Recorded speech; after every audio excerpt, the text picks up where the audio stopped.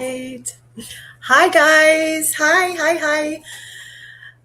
Did you enjoy that walk down memory lane with Daniel Pearson? He does have a body structure like Bridge Guy, doesn't he?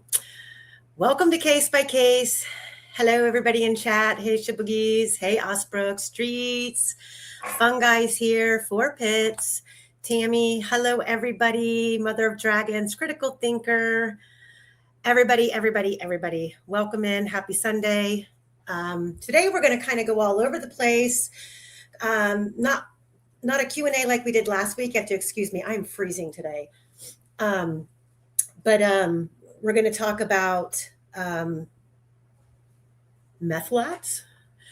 We're going to talk about how many there are in Indiana, which is freaking scary. How many that have been busted. We're going to talk about the timeline. Should be done one more time. Set it down. Lunch is served. Thanks, babe. Should be done. Okay. Sorry. So anyway, we're going to talk about the timeline around the same timeline we've been talking about that doesn't make any sense. Quester, I know has got a lot going on today. He hasn't popped in yet.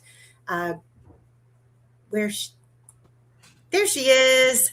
Hi, Great Lakes. What up?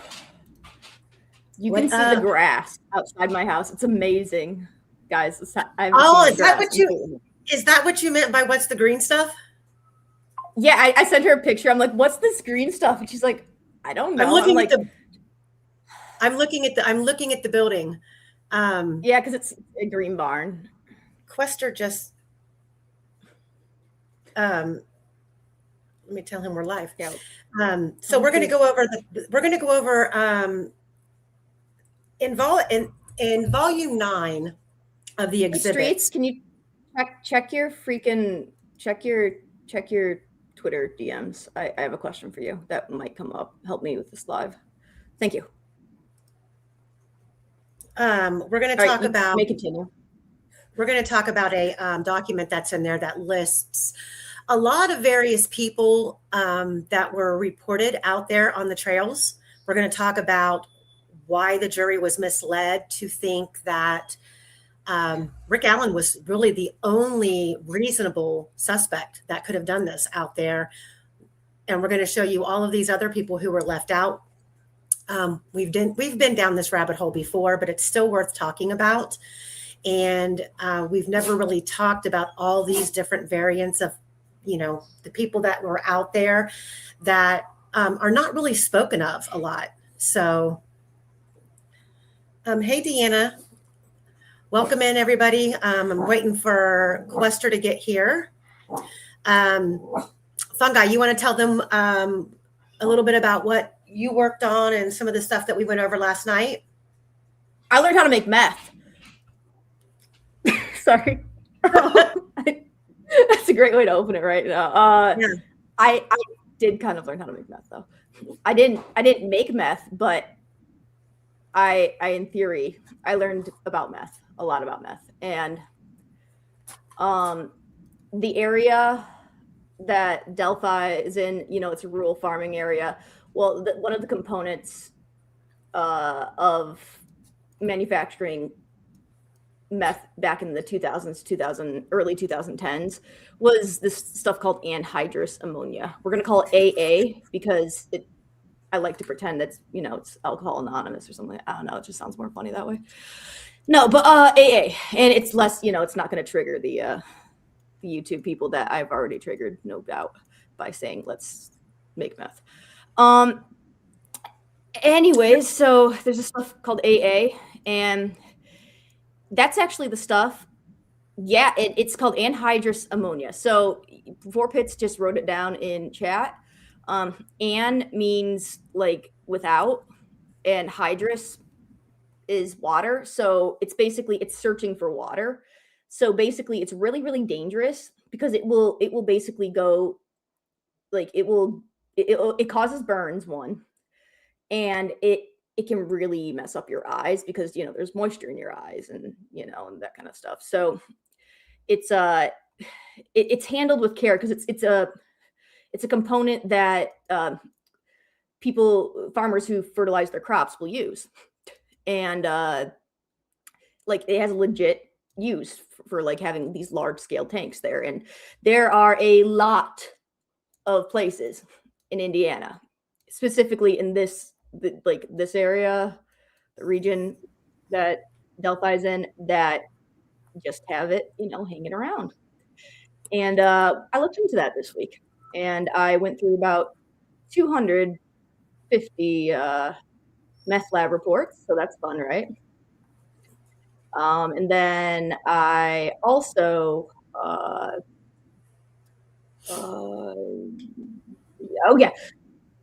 also went to see. Sorry, street cancer thing. I just realized that. Yeah, so this is my this is Amy showing a spreadsheet I made, which I'm still working on a little bit, but this is basically I took all the. So there's a beautiful website. I don't know, maybe not beautiful, but there's a website that the state of Indiana puts up, and it's called the Clandestine Meth Lab map. Basically, they're just dealing with the clandestine meth labs. Here, I'll give you this link, Amy, so that you can see it and you can share it. Well, in theory, I will. Do you want me to just put it in chat, or yeah, go ahead and put it in chat? Which chat? Yes, this chat. That tells me a lot. Anyway, so here's the this chat that we're our live stream chat. I'm putting in both chats. Who cares? It's just covering my bases here.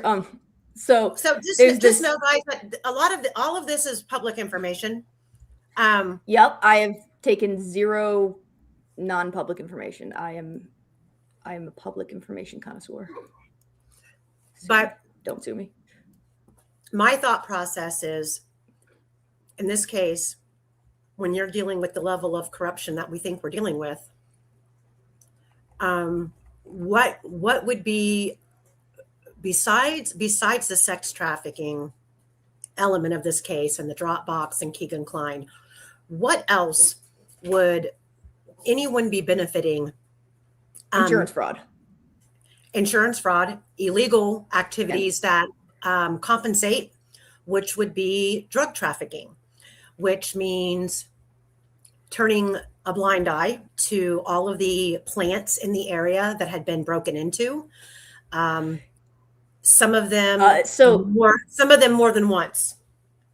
Yeah, this stuff gets sprayed, but it gets sprayed by machinery. And so I kind of want to elaborate on the link that I sent. Amy, would you open the page so that people can see that? Because this is which one? You want to go to the both chats? Link? Okay. Yeah, it's basically this link. I used the information from this link. You are not that late. Redacted, doom, redacted. Thank you for coming. It was nice talking to you yesterday. So I used the information from this link, and I put it into a spreadsheet. And because it only gave me kind of bare bones information, like the addresses, I did not know that, Streets. Because it only gave me bare bones information, I went through every single report available for basically the counties surrounding Carroll and White County, and then a little extra.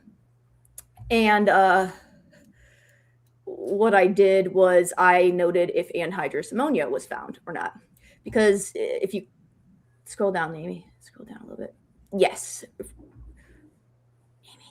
scroll down. Yeah, scroll down to the map. There's a map. There we go, girl. That's Meth Labs. Congrats. Congrats, you found Meth Labs. Yeah, so yeah, Indy Cindy sent us that. Yes. So please. Streets of Bakerfield said so. This is this component for the labs is very notable because this is what Derek German got busted for transporting. Okay, and it was from a Royster Clark plant. However, Royster Clark, I believe, has been bought by another plant. But Streets of Bakerfield mentioned, and this is what I was responding to earlier for those who are just listening. She mentioned that Anna worked at the plant that he stole from, And so that's kind of, you know, his arrest before the girls were murdered, like pre-girls murdered. That was, and the one that we believe he turned a CI, you know, into a CI after was for this anhydrous ammonia. So the one thing you got to know is that they, he got busted a whole bunch, but this is the one that kind of preceded it. Yes, Hardin Holly asked if it is regulated. It is regulated. Yes, it is. And it's gotten harder to get because surveillance has gotten a little better, and you know they're tracking it a lot better. But the criminals got a little bit. No, I don't want to say smarter. It's kind of not the right word, but the criminals there,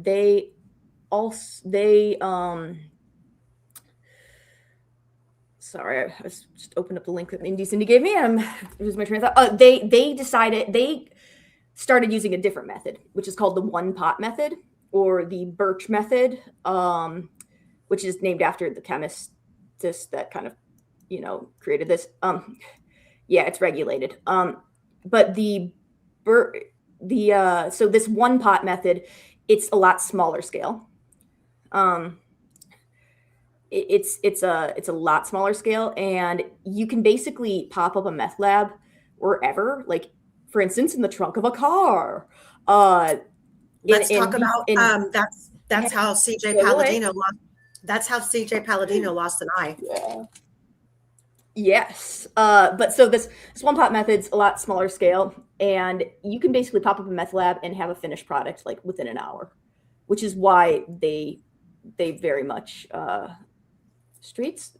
We need to talk. You're just dropping bombs on me. This is all about Prater. That was all back when the Gabe Ellis stuff, the Derek German stuff was going on. Prater has never talked. Dustin Prater, we're talking about. He was arrested with Derek German. I just for some background, if anyone's not as familiar with it, don't want to assume everyone is that. No, so anhydrous ammonia, basically. So the issue with the one pot method is while both ways are quite are dangerous because of the use of this chemical,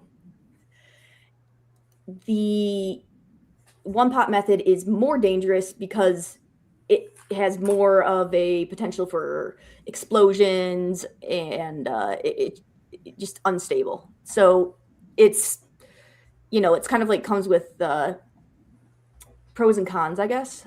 It's really dangerous, but and this is kind of why we're talking about it. So yeah, it's Indy Cindy. It's also called that. I didn't want to use that word because that one might be way worse than just saying meth. Yeah, but it's called there's a certain side in World War II, Germany called themselves this thing. It's called that method. I don't know, Amy, if I can say it, I don't know. I'm just trying to be thoughtful. No, you can say that word. And all right, it's called the Nazi method. And I think it has less to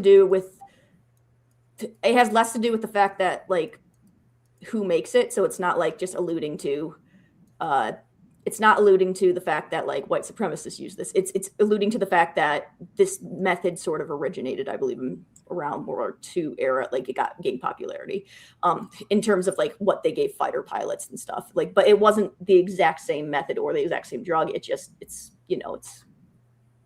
similar.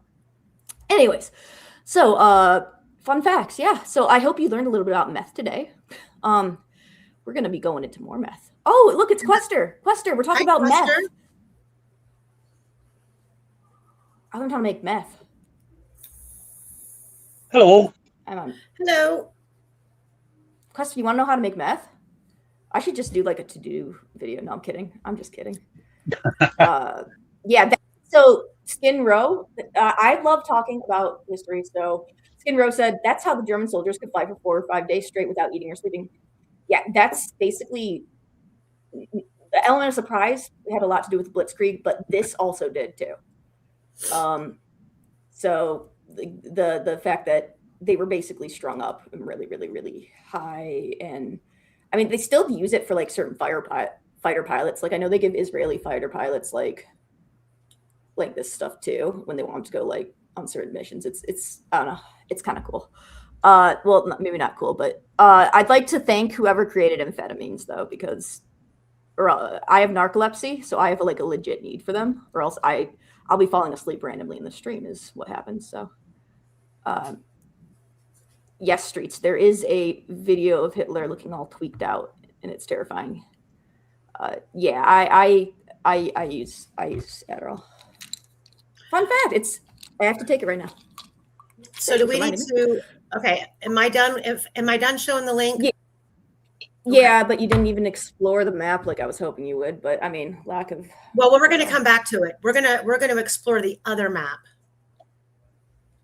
Yeah, Skin wrote, I have narcolepsy with cataplexy, so I fall asleep uncontrollably, and it's really fun. Yeah. It's not fun actually. It's really not fun. Yeah, I take Vyvanse too. Let's talk about drugs. Yeah, everyone, drug check. Everyone, take your drugs. No, I'm just kidding. Would you like me to share my screen, or would you like to move on to something different? Or would you like me to share my screen to show everyone where all the? I want to come back to it because I kind of want to tie it all into all of this information. And Osbrook, are you still in the chat? Because Quester and I have a question for you. Yeah, sorry, Osbrook, if I scared you off with all the talk of meth. Maybe he's a lot more focused now. I'm hoping he's hanging out, lurking. So I guess so he's gone. He'll be back. He'll be back when I see if you guys see him in chat. Oh, he's still here. So Quester, do you want to tell us where I'm going to talk about the Durham.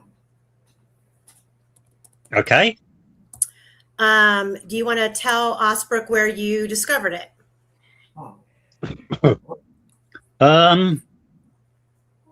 It was in the releases of evidence after the 2014 depositions. Do you need someone to go down there? Because I have people down there. And where? What are you talking about? Durham. Oh, Durham. No. But we want to. So I can send my nephew. Here, I'm gonna pull it in here so Osbrook can see it. I want to see if he had heard of this or had any information about it.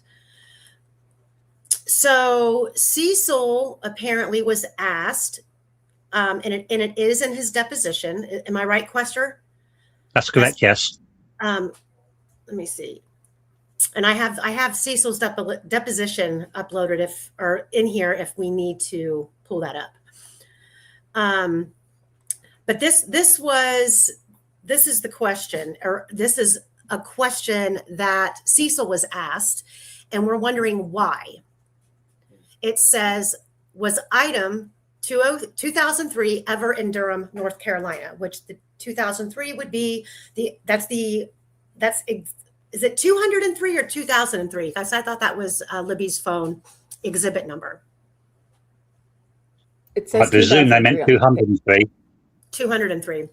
During my deposition with Richard Allen's defense team members on Wednesday, May 15th of 2024, defense counsel inquired about the relevance of Durham, North Carolina, and whether this iPhone had ever visited that city.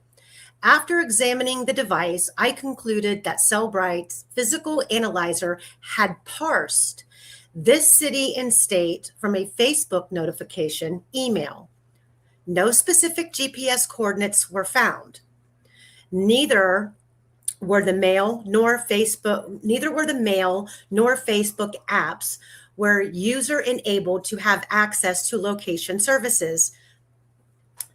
This is on page 86, line 18, I believe, of Cecil's deposition. So remember, Libby's phone was factory reset on the 4th. So between the 4th and the murders, there were only 8 days. Where would the defense get an inkling that this phone had traveled to Durham, North Carolina? Did they have maybe one of those stickers on it that says North Carolina, like maybe it visited Topsail Island? Okay, sorry, that was a really bad joke. Yeah, I have no idea.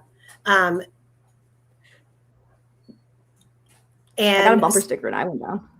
Quester looked Maybe up. the phone did. Quester looked up Durham, North Carolina, and on the 13th there was a shooting, but nothing relevant to the Delphi case at all. So that's kind of a humdinger of a question left out there. Like, why would they be asking about that? Was this the Department of Homeland Security's extraction? I think it was ISPs, right? The Cellubrite one, Cecil's. Yes, that's the physical set. That's the physical. The Cellubrite. Yeah, Durham, North Carolina. I'm sorry, I didn't interrupt you. I know that Quester, you asked about it, and I wasn't 100% sure what I was looking for because I have multiple people that like have family members in Raleigh, like not me, but like I'm saying like on the family trees. We do know that doesn't Jamie Shank live in North Carolina now too? I think she might live in that area. I thought that was interesting. But I couldn't list anyone off the top of my head. No, that was just a wild stab in the dark. See whether they had any relatives or anything like that in that area. I couldn't find any. You can't find any. If you can't, there probably isn't. Right. I mean, I don't have all my Jake Clear. Is Jake Clear from Durham? No. I have a bunch of stuff in my email box about Jake Clear. North Carolina. Girl, just like if you can't read it, just like forward it to me, and I'll be like, I'll give you the Cliff Notes, or just yeah, I've got it. Yeah, I don't know. So, what I'm hoping to do today is revisit all of the names and times of all of the people that were allegedly out on the trail, because remember, the jury was made to believe that really Rick Allen was the only one who could have possibly done this because he was really the only male in that vicinity that had access at the right time. And that's simply not true.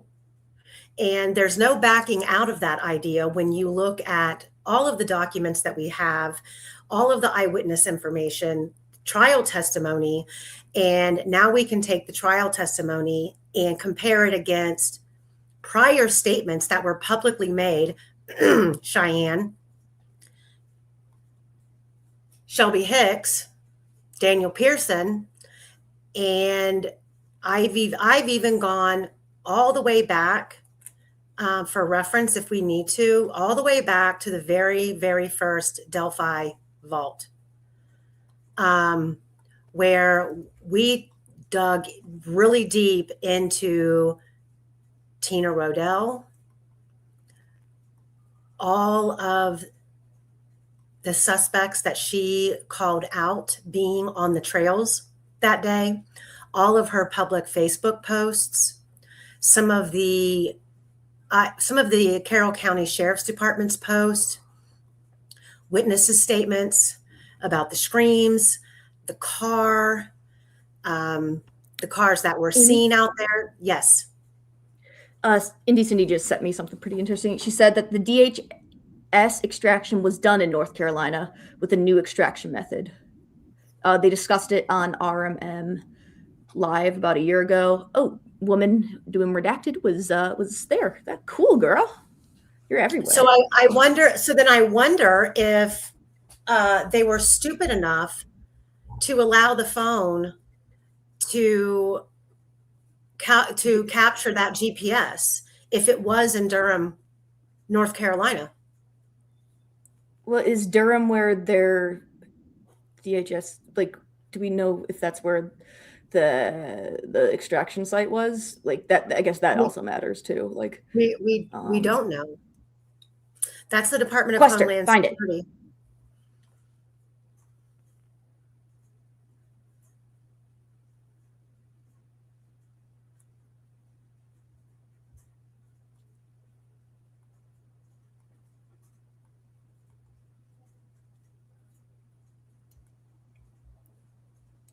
All right. Yeah. Appreciate that, Indy Cindy. Thank you for sending that over. Amy, if you're talking, you're not talking. No, I'm just scrolling through here. Oh, okay, good. Oh, look at all For the those very- people. Oh, look at all these mugshots. Wow. These people, some of them need some glow ups. We can do better. Yeah, we're going to get into some of the trends and activity. Well, what I really want to talk about is why a certain two groups who ultimately have. Oh. Michael Osbrook just replied. There's location info for North Carolina in August 2017, I am thinking.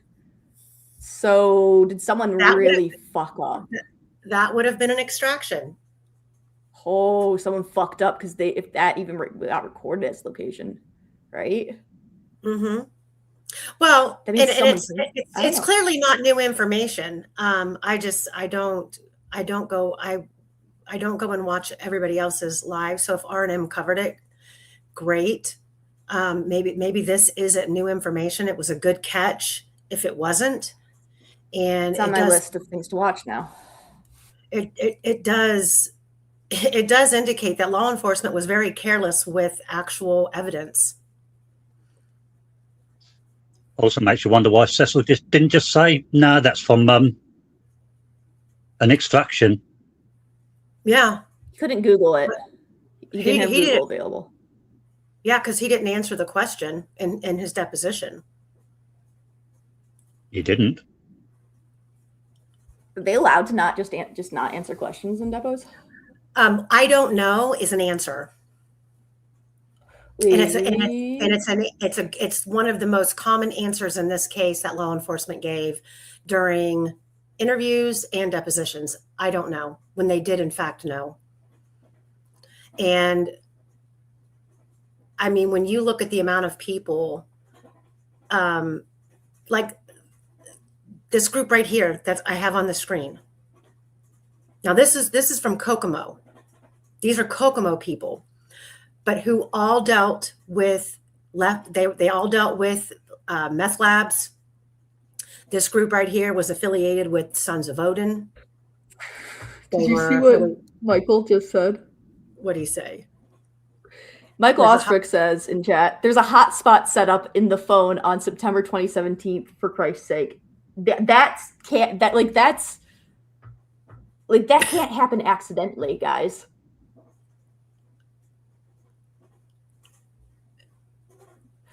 Oh my goodness. Thank you, Candy. How does that happen? So they're turning the phone on and it's just connecting to whatever randomly is around it, and they're not protecting it, or they don't have it in a Faraday bag to protect it, so it's not picking up outside influence when they're trying to actually figure out what the hell is on this phone. Thank you, Candy, for being a member for 12 months. But going back to the group that's here on the screen, this group was, from the onset of this case, the most talked about, the most highly suspected people that were said to be involved. There was a woman who came forward, for those of you who are new to the case. Her name is Tina Rodell. She told her story to anybody who would listen, that these people, this group of people, showed up at her house. She was suspicious enough to take a picture of the vehicle that they pulled up in. She took down the license plate number. And if you remember last week, I told you to take notes because there was going to be a pop quiz, because we're going to go back today. See this license plate number up here in the right-hand corner, G908510. We're going to go back and look at the license plate of the car that Gabe Ellis was arrested in, because the rumor was that Gabe Ellis was arrested in a vehicle with the same plates, as if they had shared the plates. So we're gonna fact check that. Did you see what Michael said? Let me see. He said, I think the family had the phone for a very long time. After the crime, Michael? Yes, they gave the phone back to the family. between extractions? What? Welcome to Delphi. Oh my God. I had no idea. Is that allowed? Is that normal? Is that allowed? No, I mean, it's obviously. not. About as normal as allowing Kelsey to wipe stuff out on her account, on Libby's accounts, I suppose. I mean, wouldn't that be like chain of custody issues there, right? I don't know. Yeah, it would, I would think as a defense attorney, it would be a cause for me to ask for all of the phone data to be excluded from the trial. Well, then I think the issue with that is the phone data they felt was good for Rick because it showed activity afterward. So like it was like a double-edged sword there. They didn't use it though. Yeah, though they said that there was movement on the phone in the trial after. Well, Yeah, yeah, but that wasn't honed in on as much as it should have been.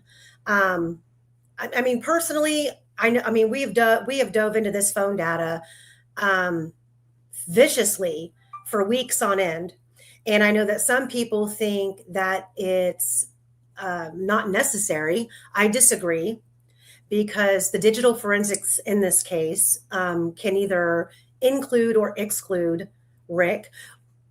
But the one thing that this phone data does do is it destroys the state's narrative.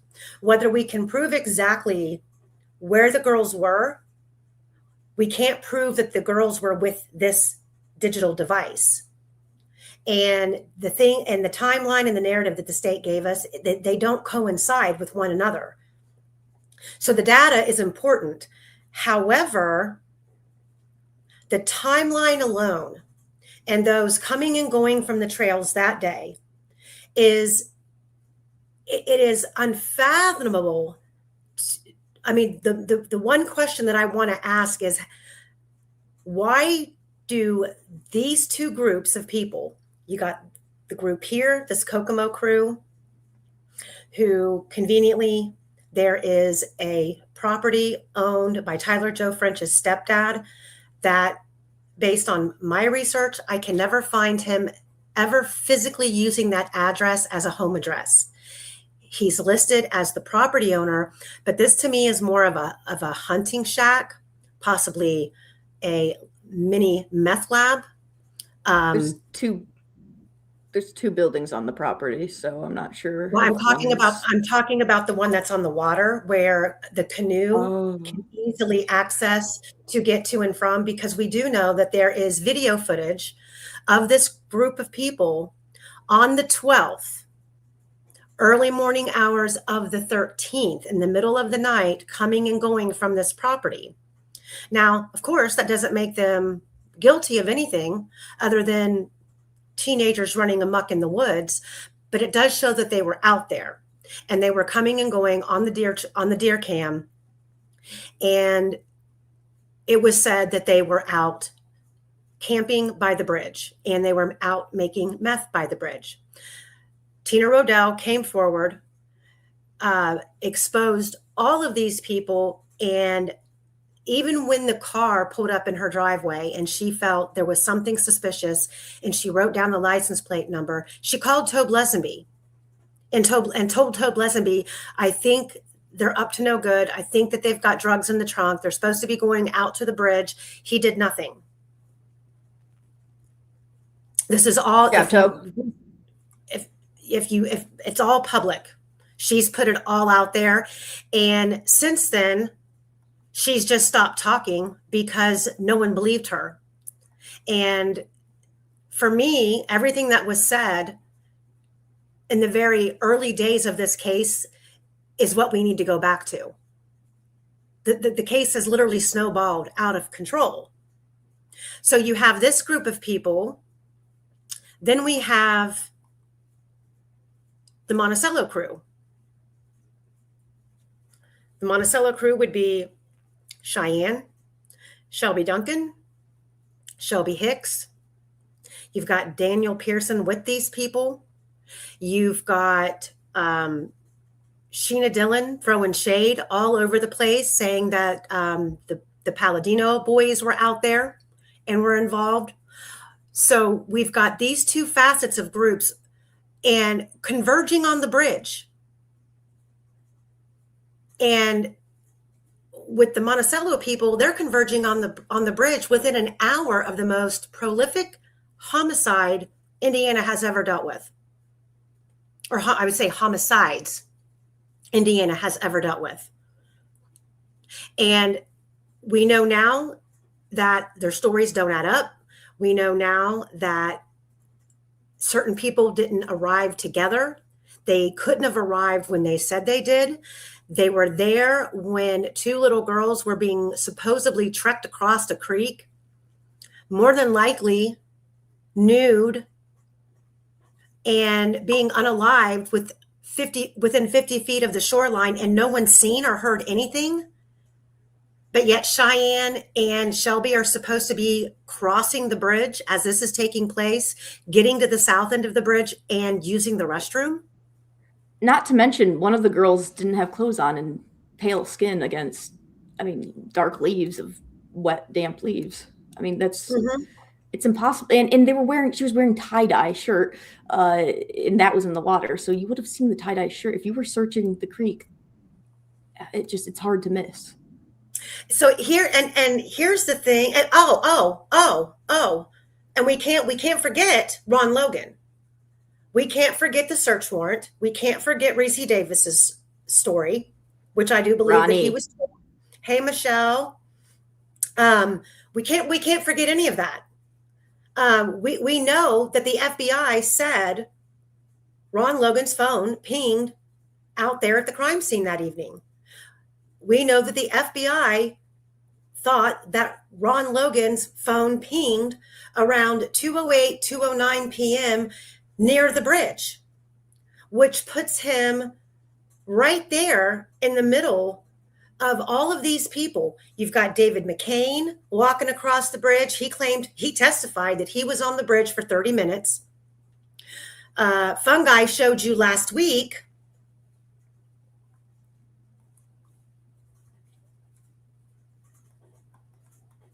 Let me pull it up here.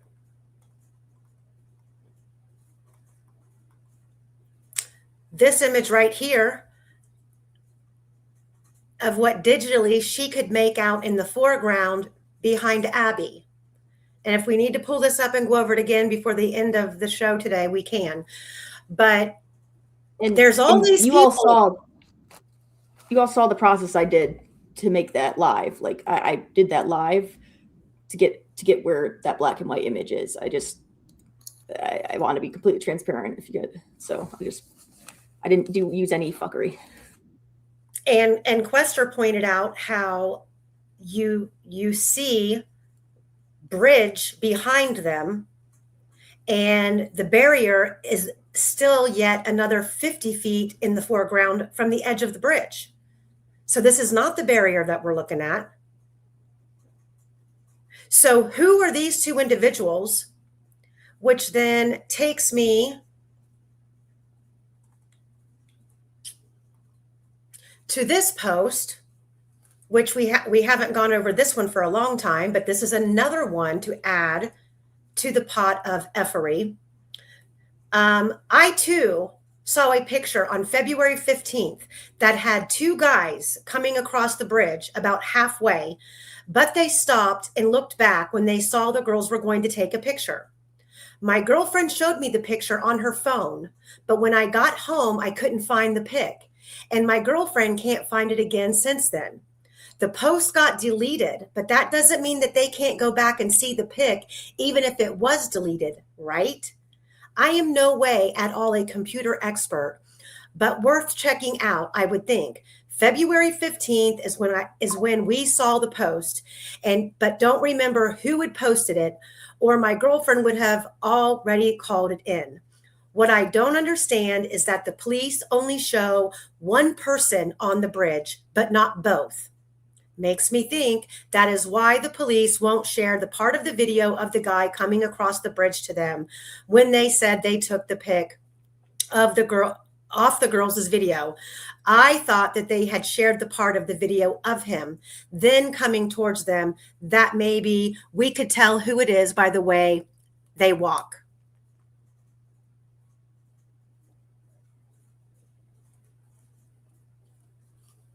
Oh, That's Tom, kind I'm of crazy, right? sorry, Tom.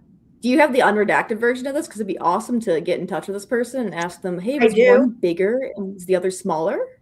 I do have the unredacted version. But see, here's the obviously, here's the crazy thing. Here's the crazy thing, though. We know that this picture up here on the left-hand corner is Abby.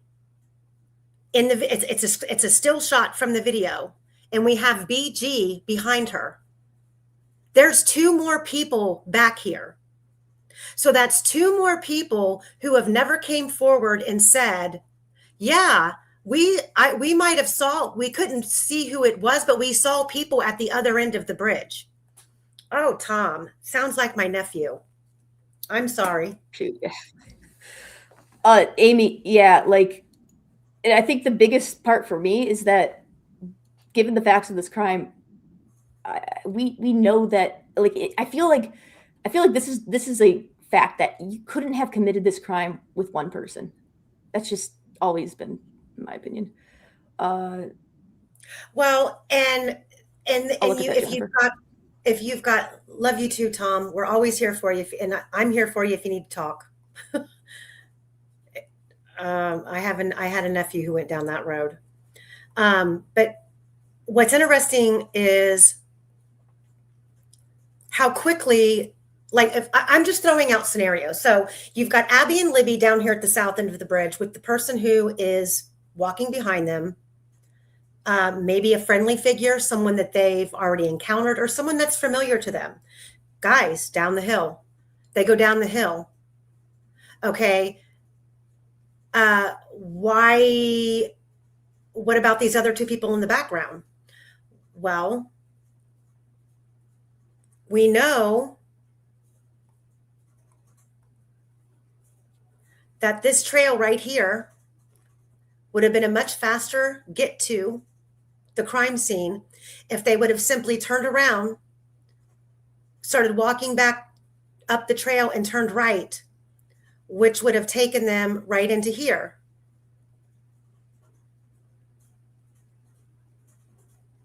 And they could have met the individual who said down the hill and Abby and Libby on the other side of the creek. Or this could have ultimately been the path that they all took. If they went to go down the hill and the hill appeared to be too dangerous, so he changed his mind, realizing he couldn't control them going down that steep hill, and he had them go back across the bridge.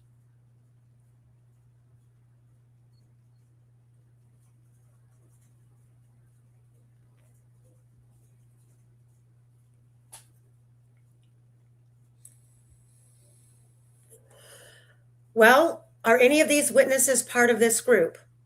That's the curious part, because some of these people are reported to be out there, but they claim they don't see anything or hear anything. And they're all right there as all of this is going on.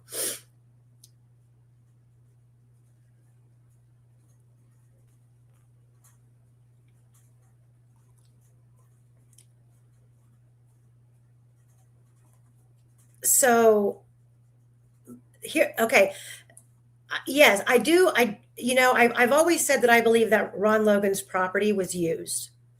Whether that be Ron's property itself, his physical property where his structure was, or the cemetery next door.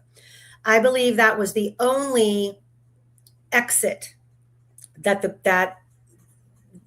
the murderers could have taken. They did. I don't believe for 1 minute that they traveled back through the trails. I think that we've gone over the car enough that we've been able to show beyond a reasonable doubt that that black car on 300 North is not Rick Allen's. And if that car is not Rick Allen's, you cannot put Rick Allen entering the trails via the CPS pathway up 300 North to the Freedom Bridge, entering the trails, and that be Richard Allen on the first platform. Not to mention, we have showed you Rayleigh Voorhees' testimony where she claims she saw the same individual that she's testifying to in court, that is the same person that's in the video or in the still picture from the Bridge Guy video, that she saw him entering the beginning of the trail system at 2:15. The Bridge Guy video had already been videotaped and stopped. I do agree the girls were lured out there. Quester, what were you going to say? Nothing. Wasn't me. Fungi, was that you? Yeah, it was me. I kind of forgot what I was going to say, but yeah, I forgot what I was going to say. My bad. That's okay. So one group lured. Okay, Yeah, so no, you're good. one group lured and another was making meth. I'm not saying anybody was out there making meth. The meth angle for me, now I don't know about Quester or Fungi or any, my angle on the meth is that for there to be so many people involved with meth making in that area, somebody had to be turning a blind eye. And it goes all the way up the chain. Someone's getting paid, someone's making money to turn and look the other way, to not document a tip, not write a report. And by the time that this crime happened, to facilitate an arrest of those that may have been responsible could have brought the house of cards tumbling down.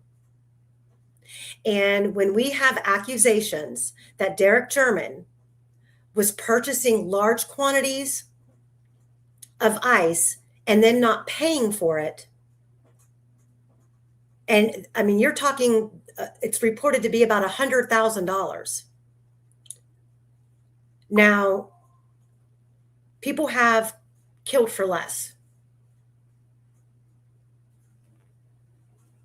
So my angle is, have we been completely steered in the opposite direction, going down the Odinist path, the sticks?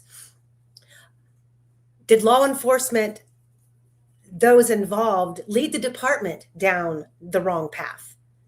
So that those who truly wanted to investigate the case, because they were truly genuine great law enforcement officers, and we know who they are, and we know who got the boot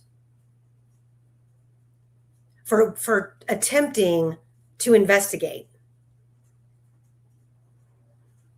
Love and Light, I agree with you on that. Fungi wasn't able, Love and Light was saying that she thinks someone's sitting on the first platform too. I didn't explore that. Let me look. Yeah, I mean, there's definitely a shadow. Let me pull that back up.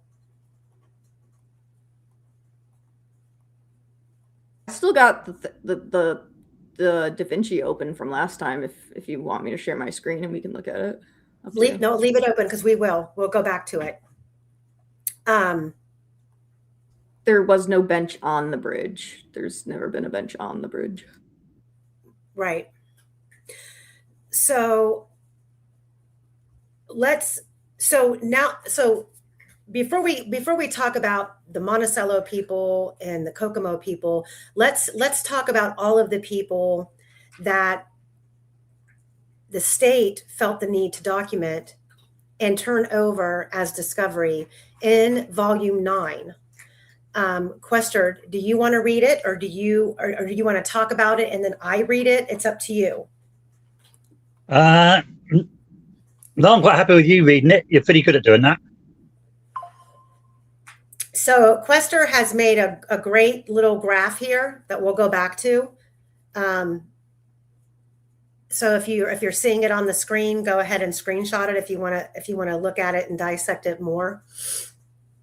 But it's basically everything that I'm about to read and then some formulated into this graph.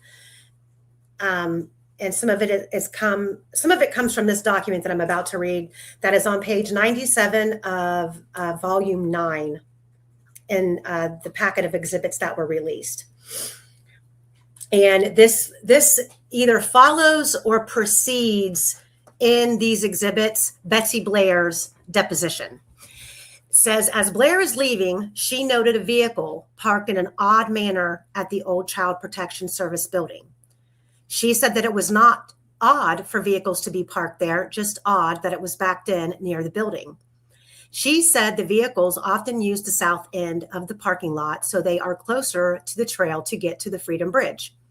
I reviewed a tip, and that's the tip number is listed, and it's from Terry Wilson. Wilson, here's another name, was on his way to Delphi on February 13th, 2017, on the Hoosier Heartland Highway at approximately 2:10.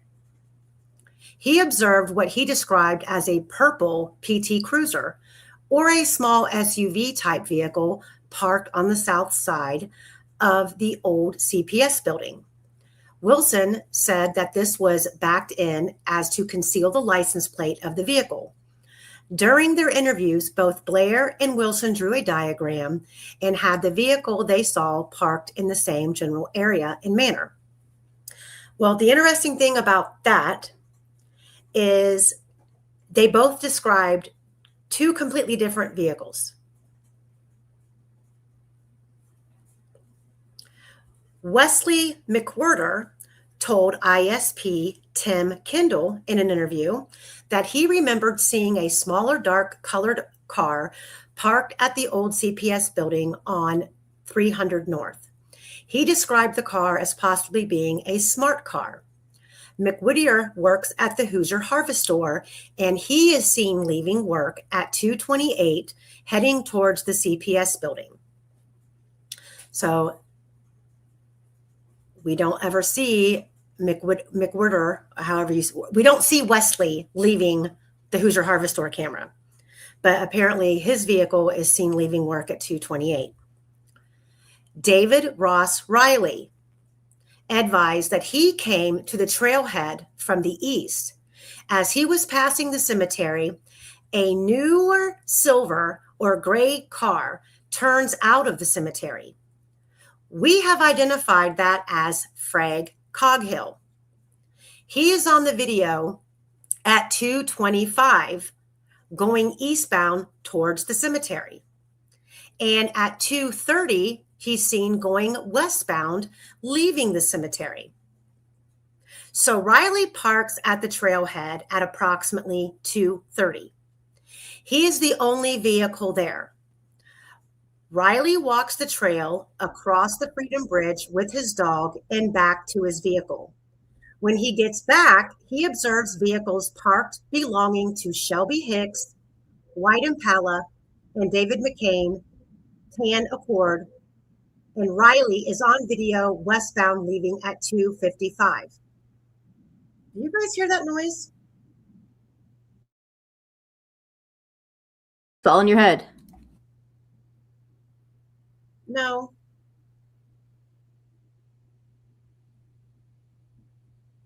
Yeah, I don't hear anything. You hear a clanging? No, I hear it's like static.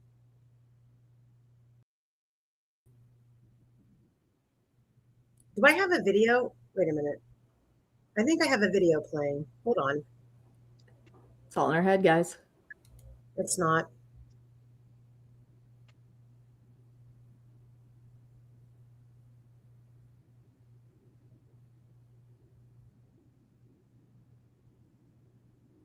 Okay, this is weird because I can hear it.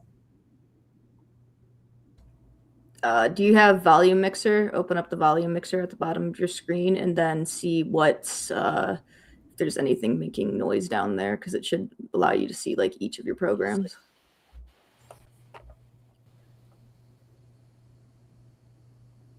Okay, I don't, maybe it's just on my end. In her head.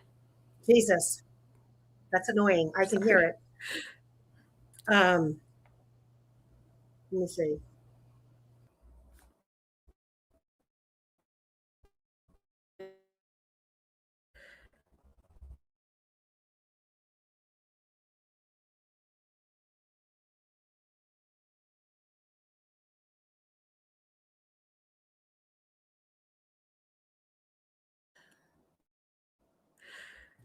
I don't know where it's coming from, but it's coming from somewhere, and I can hear birds chirping too. So sorry, guys. I don't hear birds chirping. It's and What in the world? Okay, nothing's open. I just closed everything. Okay, I'm going to ignore it. Sorry, guys. So now the can you interesting try opening Task Manager just to see if there's anything running in the background? I'm sorry. I know that I'm interrupting you. I feel bad for you. As long as it's not in your head.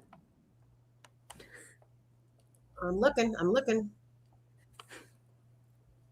Mm-mm. Are you sure it's not Rocky? It's not Rocky. No. Is it possible to blur people out of the photo? I mean, what do you mean by that? Love and light for all. It's very easy to remove people from a photo. Yeah, but I'm like wondering in what context. So yeah, and Quester, David Riley. They don't specify in the beginning of discussing him what trailhead he parked at. It says he walks No, they across. don't. Says he walks across the Freedom Bridge with his dog and back to his vehicle.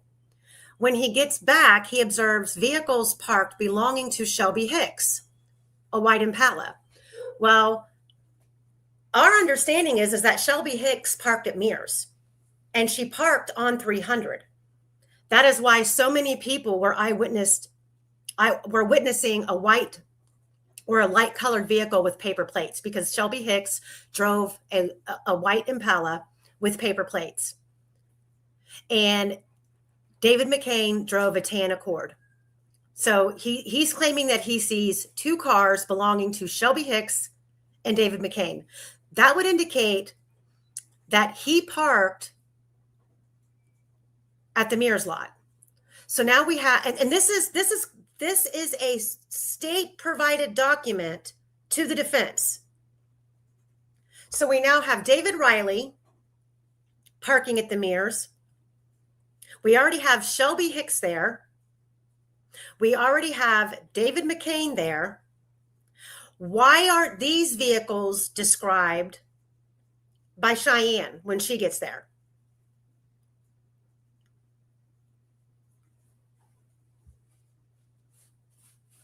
Because we know Cheyenne's kind of being a little bit evasive about stuff. I don't know.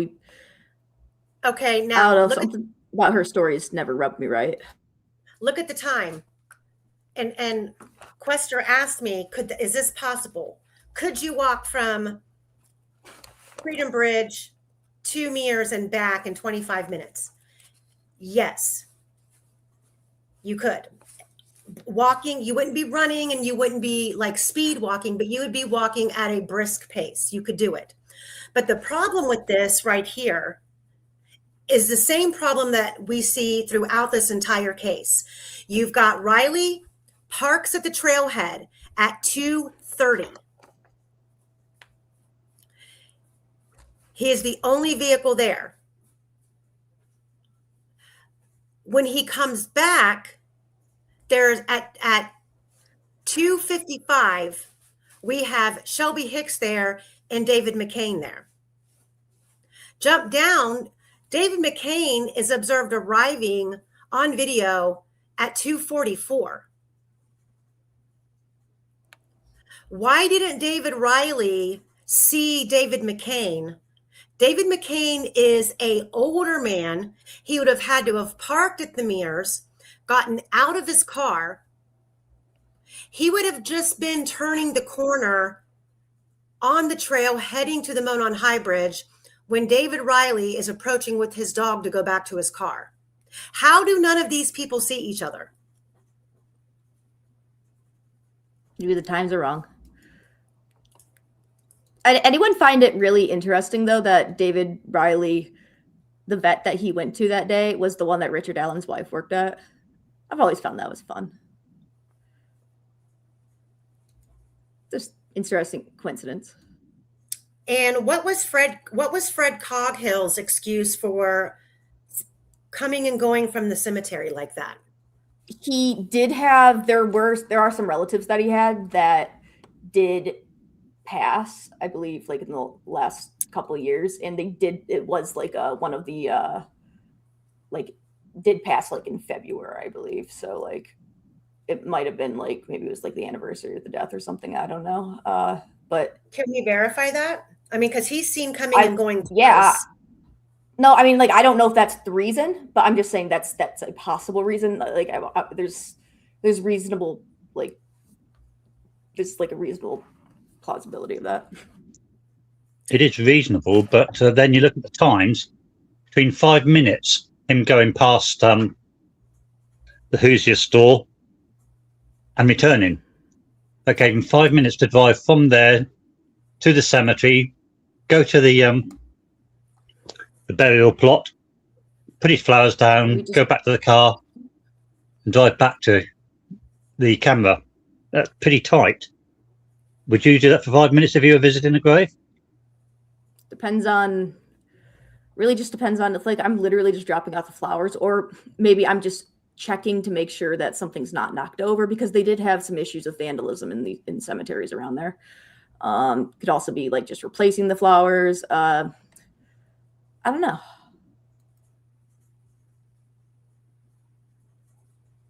It would have been nice. It would have been more than nice if all of this would have been mapped out in great detail for the jury to understand that Rick Allen wasn't a lone wolf out there on the trail by himself. All of these people are literally within a stone's throw away from each other, literally. Yeah, between the cemetery, the crime scene, the bridge, the trail, the Mears lot, the Hoosier Harvest Store, and the CPS building. I mean, there's one group of people to the next. We have no witnesses who saw anybody else. And if David McCain is observed arriving on video at 2:44, David McCain testified that he arrived between 2 and 3. He wasn't sure the exact time, but that he went out onto the Monon High Bridge and he was out there on the bridge for 30 minutes. Those are his words. We have Cheyenne claiming that she was out of her car, had gotten to the trailhead and started walking towards the Monon High Bridge when she got a robocall at 2:50. Remember, this is the robocall that she claimed set the timeline for her to be able to go back and look on her phone and determine what time she arrived. Now, she claims that David McCain was already off the bridge and walking back. Well, how is that if he had just arrived at 2:44, according to the state's own timeline of their video?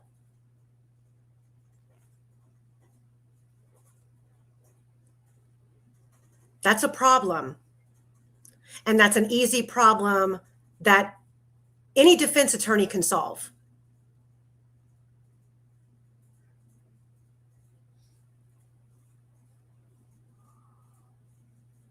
McCain said when he got there was a large pickup truck. Well, okay, let's back that up. We're going to go back. That's David Ross Riley. Remember, he's driving a pickup truck. So there's another stamp to the story that David Ross did park at Mears. David Ross did drive a pickup truck.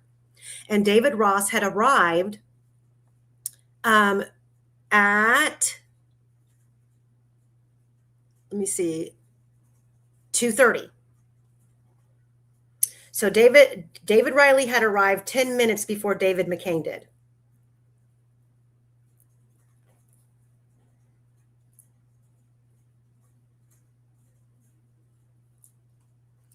So I'm going to drop down to the next paragraph.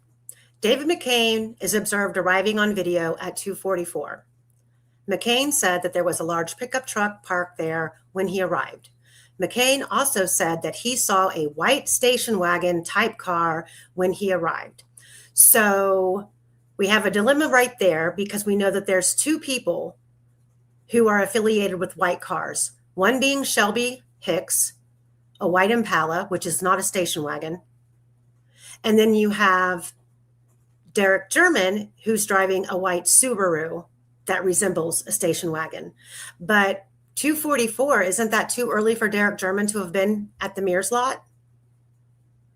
Yeah, way too early. According to the state, the car is Derek German's white Impreza. Now Derek German is driving a white Impreza when we've been told all along that he drove a white Subaru. Is an Impreza a Subaru? Am I stupid? Is an Impreza a Subaru? Let me check. It could be. A white color Impreza when they've always referred to it as a Subaru. Yep, it's a Subaru. It's a Subaru. Okay.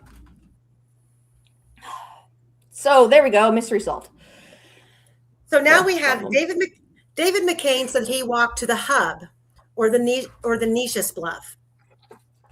So that's the trailhead. Then to High Bridge. He went to High Bridge. Then he went to Freedom Bridge. Then back to his vehicle. Okay, I don't believe that's what he testified to at trial. He was observed on video leaving at 4:11.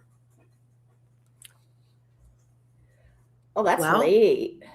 That's okay. 4:11. He's leaving the trails. So what's the truth? Was he out on the bridge for 30 minutes, which would explain his timeline of when they say he's coming and going? Or did he go down the Niches Trail? Or let me keep going. I'll keep going. Well, before you do, Amy, Dan McCain was seen leaving the Mears lot at 4 o'clock, not 4:11. I thought it said David. He was seen at the store, saw him going past at 11 minutes past. There's 11 minutes missing.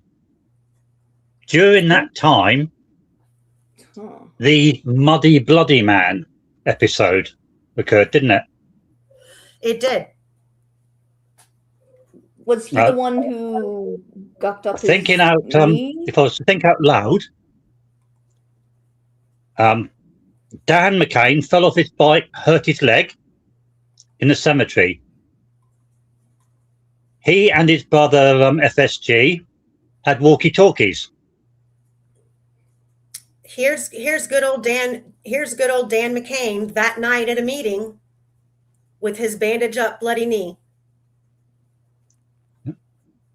No, it's not beyond believability that Dan walkie-talkied his brother and said, "Fallen off, come and get me."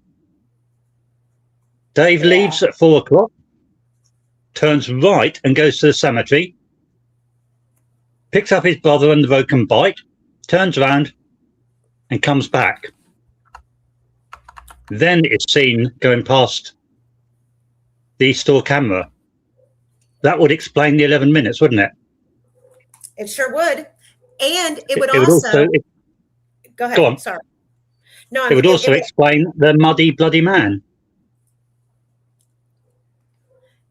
And it would also explain why nobody on the Hoosier Harvest Store camera was seen muddy, bloody walking. It's why nobody would have seen muddy, bloody guy walking past the Mears lot. It would explain a lot, but it would also explain how that section between the Mears lot and the cemetery was completely confounded by people at all times between 2:15 and 4 o'clock. The witching hour of two little girls being brutally unalived in the woods, and no one seen or heard anything coming or going, or the girls weren't there at all between Amy. 2:30 and 4 o'clock. Why? Yes. Where would he have had to go in order to get muddy? That's all I'm thinking. Because I know the trails with that, but he would have had to go off trail or down further by the creek, or just down, because that's where the water is going to go at that point. Well, I do know that earlier on, because we know that Dan McCain was out there on his bicycle a lot, and earlier that day he had been physically on the trails on his bike. According to locals that I have spoken to, according to Julie Melvin, that Dan McCain was out there. He was seen on 300 on the Hoosier Harvestor camera on his bicycle.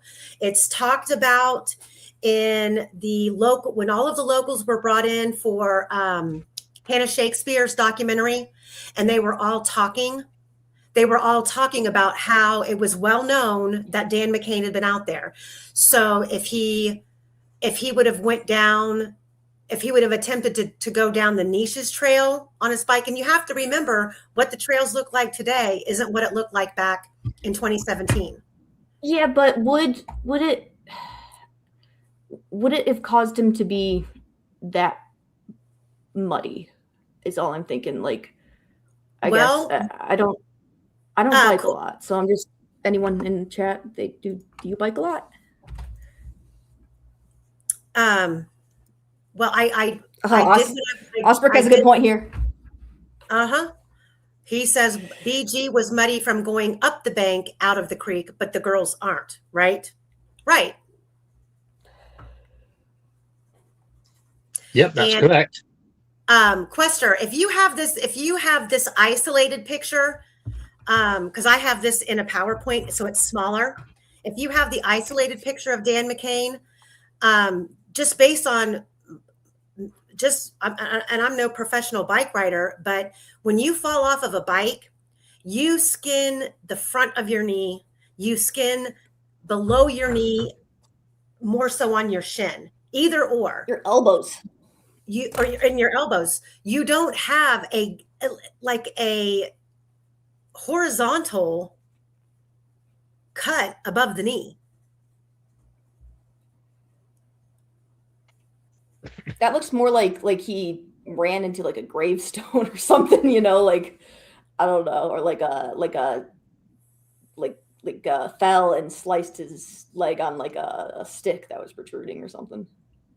Well, conveniently, Indy Cindy, David McCain testified that the FBI took his whatchamacallit? Camera. Not the camera, but the card. The SD card. Yeah. The SD card but the with FBI his photos. Supposedly returned all, quote unquote, all materials. But David McCain said he never got those pictures back. But he did reference that he was taking a picture of a fence post, which is interesting in regards to other things that we know about. And a large tree.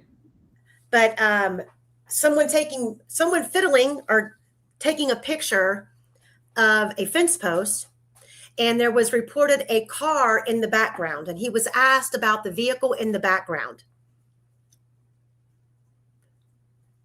And yes, this picture is the picture that's on the screen on the left-hand side is of Dan McCain, the brother. Quester is going to pull it.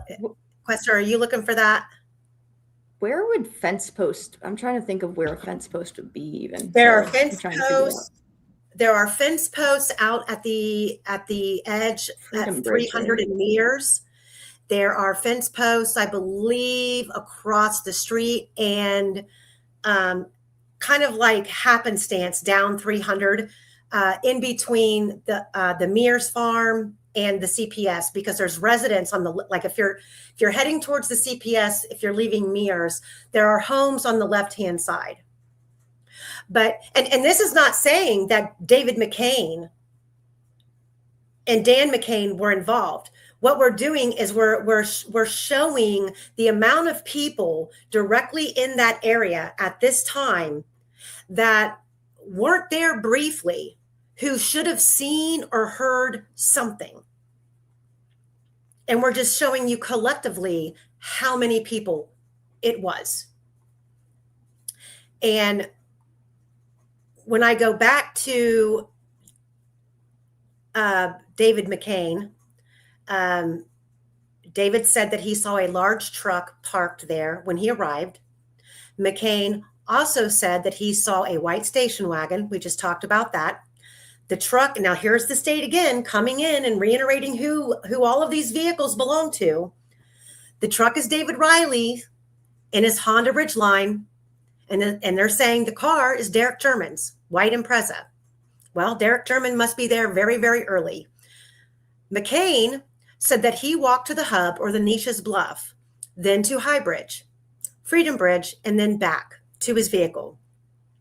He was observed on video leaving at 4:11. When leaving, he observed a female sitting off the road on a motorcycle. We have identified this person as Maya Abbott. She was talking to a male in a blue muscle type car. We have identified this as Carl Abbott, her dad.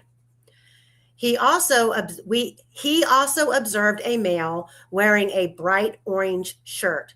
The male was shouting, "Did you see my kids?" We identified this person as Derek German. So we have a hell of a conundrum of a timeline here.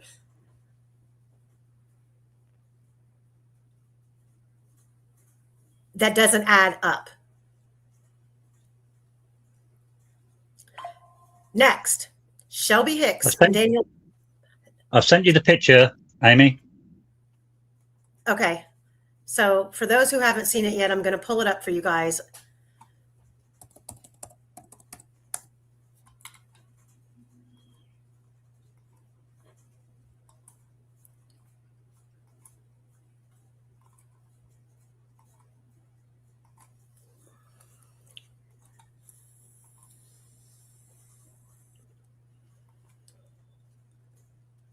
There's the knee.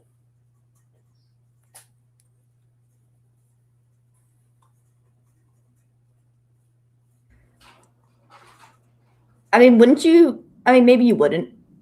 You'd expect there to be some maybe stuff on his elbow on that side too, right? I don't know. Whenever I fall on my bike, that's what's happened to me. Or like my hand, because I'd be like catching my fall. I mean, I can understand. He's an older man, but we all know that both McCains were in great shape. He'd bruise easier no matter what, though, because he's older. Exactly, bruise easier, and we don't know if as an older person, what kind of medications he's on. Is he's taking blood thinners or anything like that? However, the location of the knee, him being out there on a bike, the 11 minutes of missing time from a witness seeing David McCain leaving to the time that he's seen on the Hoosier Harvest Store camera. And we know, despite any naysayers out there, that this meeting happened that evening because it was in this meeting where they were informed that there were girls missing. Yes, Tobe is sitting right next to David McCain to the left. Then you've got Steve Mullins. You got what Mayor time did this meeting be? It was 7. What time was it, Quester? 7 or 7:30? And what kind of meeting was it? it was 7:30, and I can't remember what the name of it was, but it was a meeting to do with the trail business. Shane, the Mayor Shane is at this meeting. He's up there on the right, in the right-hand corner at the head of the table. Okay, it's not.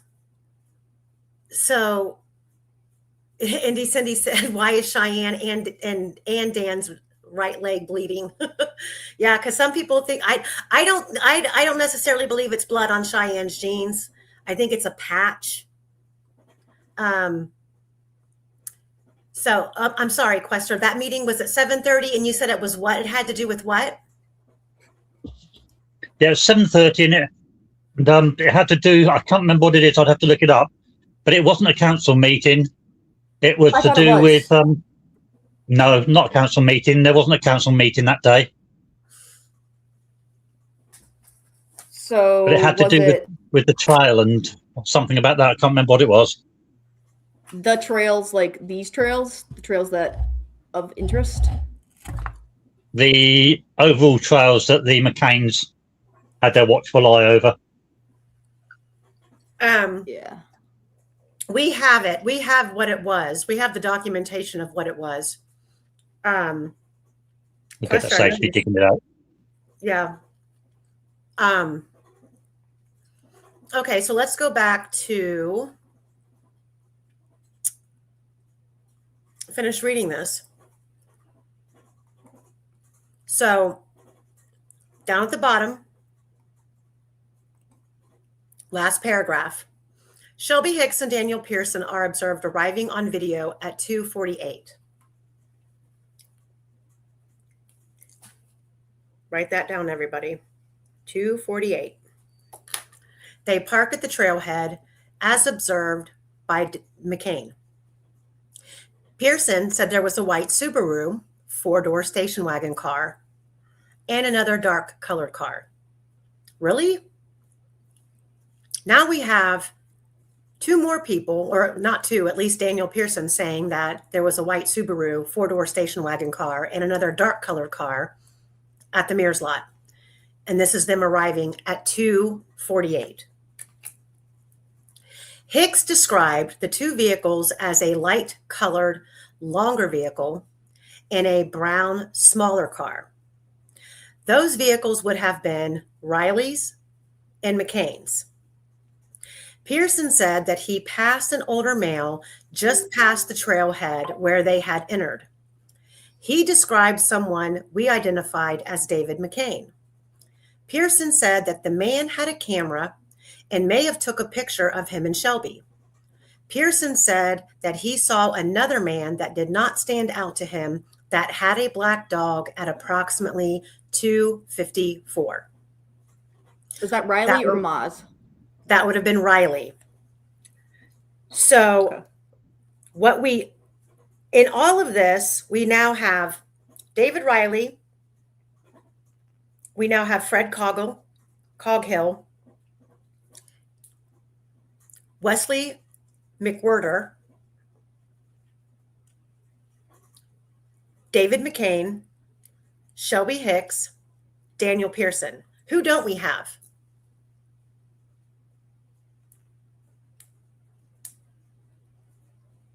Repeat that one more time. I said we have David Riley, we have Fred Coghill, we have David McCain, we have Daniel Pearson, and we have Shelby Hicks. Who don't we have? Oh, wait a minute. Nope. And we also forgot Maya Abbott and Carl Abbott. Who don't we have? Betsy? I mean, she's in the beginning, but I wasn't sure if you're counting her. Well, Betsy Blair left supposedly and was seen leaving at 2:18. David Riley arrived at 2:25. So he would have missed her. We are missing any of these people being a witness to Cheyenne's purple 300 Chrysler being parked at the Mears lot.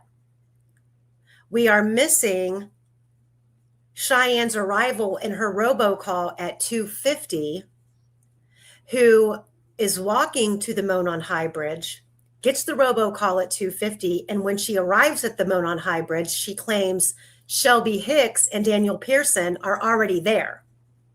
Amy, Huh? PT Cruiser is a Chrysler.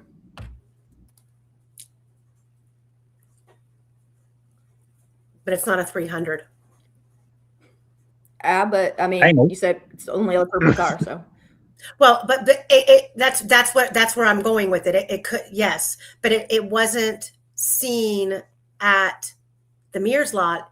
The PT Cruiser was seen at the CPS lot.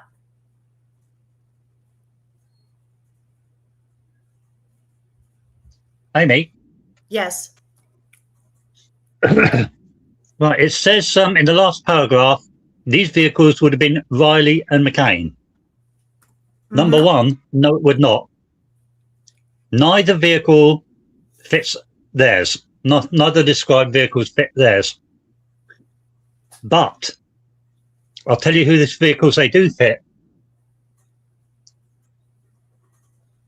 Derek's. Yeah. Uh-huh.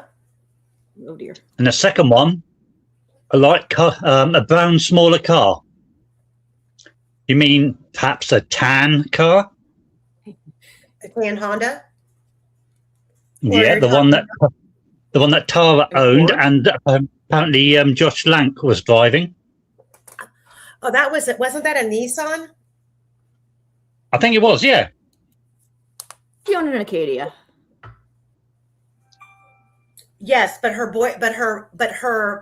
partner Josh Lank, yeah. was driving the Nissan, the tan Nissan.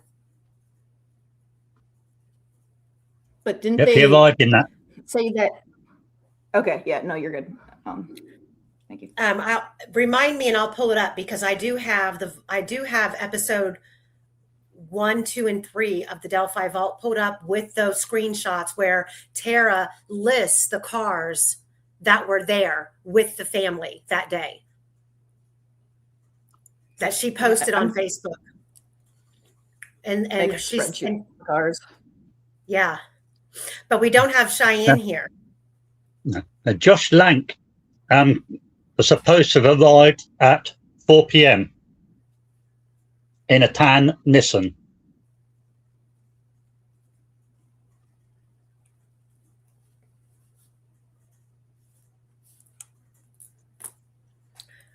So that brings me back around to the Monticello crew, because we know based on testimony, and I've shown this before, it's in her testimony from trial, Cheyenne stated that her and Shelby Duncan went to France Park first that morning. And she asked Shelby Duncan, had she ever been to the Monon High Bridge? And Shelby said no. So they decided to go. However, previous to trial, Cheyenne's original statement was she got there at 2:50, but her friend had arrived there around 2:30 before her. What friend?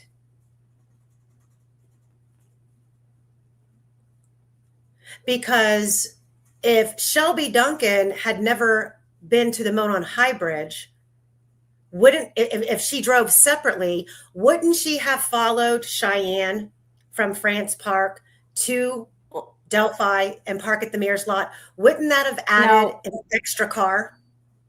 Is it possible she put it in a GPS? It's possible, but like I said, wouldn't that have added an additional car that we don't have a description of? We don't have a random car sitting at the Mears lot that someone's described and no one knows who it belongs to, so we could say, okay, that might have been Shelby Duncan's car. But if we've got Daniel Pearson and Shelby Hicks arriving at 2:48, And Cheyenne is already walking on the trails, according to her testimony, looking at her phone because she's getting a robocall, which is the call that she tried to show police came in to give her the alibi of where she was and at what time. Daniel and Shelby Hicks were supposed to already be on the platform on the bridge. So who's lying? And why is Shelby Hicks, or not Shelby Hicks, but why is the state saying that they see Shelby Hicks and Daniel Pearson arriving together at 1:48 when we know that based on Shelby Hicks's trial testimony, they left the trails, went through Camden, drove through Amish country, and then whoops, Daniel Pearson dropped her off at her car.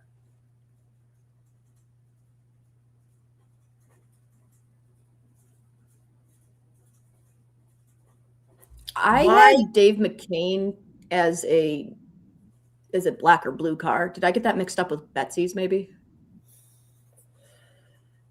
Dave McCain was driving a dark blue car. The car belonged to Dan, in fact, but he was buying it. Okay, but this says that David McCain had a tan Accord. No, he didn't. Yeah, on this document that you're sharing. That's why I was confused. Yeah. I've seen some people refer. I believe it was an older. Some people refer to it as an older sedan, a Honda. I got a picture of it. Cindy sent me. I've been talking to Skip, and I'll send it to you in Discord. Skip and I need to put our heads together because there's he has shared some files with me that are really interesting, but I want his, because some things were told to him as speculation, some things he was able to prove, but we are now literally confined in the four corners of the documents of the court. What's on the record, and what's on the record that's been testified to, that's why I keep going back to their trial testimony, is what's going to matter based on what we can prove. I sent you the picture of the car on email. And the fact that Cheyenne on the stand made reference to law enforcement showing up at her house in February, or not in February, but in 2023, asking about Cheryl Loeffler, that's now on the record. Why were they asking about Cheryl Loeffler? Why do we have Cheryl Loeffler included by Tina Rodell as being who was with Cheyenne that day? Including Shelby Duncan. I think this ties into maybe what we were, the meth angle. And when I say, when you say you sent it to me, did you email it to me? Yes, ma'am. Okay.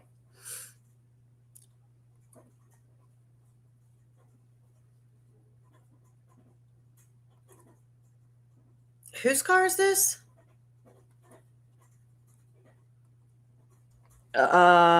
Cindy said,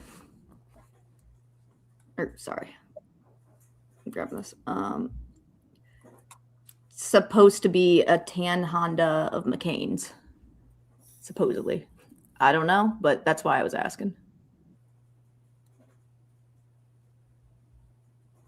Yeah, Cindy, you have some explaining to do.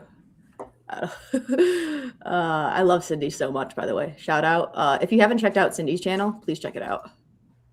She's awesome. Cindy, you can drop your channel link in the chat. Yes. I'll send you a Discord link. Well, actually, wait, I don't know if I have the invite, but I can get one to you. Yeah, it's Honda Accord, older car. But we also have statements saying that they drove a dark blue what was it, like SUV or something? I never heard an SUV affiliated. Or I wasn't sure if it was an SUV. I'm sorry. Dark blue car. Michael Osprecht said, who among the meth crowd would have done the rune thing with the sticks? We're getting there, Michael. Patience be with you. Would you like me? So Yeah. So my meth ring of choice were also very, very much into the Ossetru, the Occult type stuff. The cult stuff. Yes. There, when you cross reference some of these people and who they're affiliated with, the one interesting thing about the group of people that I've had my eye on for years is the fact that they lay low, big time low. Did we lose Quester again? Yes, he's lost to us forever. They lay low, and Kyle Stacy is a friend of Kelsey's, who is one of the individuals who screenshotted the picture of Abby on the bridge and shared it. That's Kyle Smith.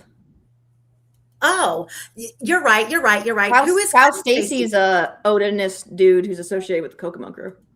Okay. Sorry about that. Like Sorry, completely wrong. He's openly got like Odin stuff on his Facebook still.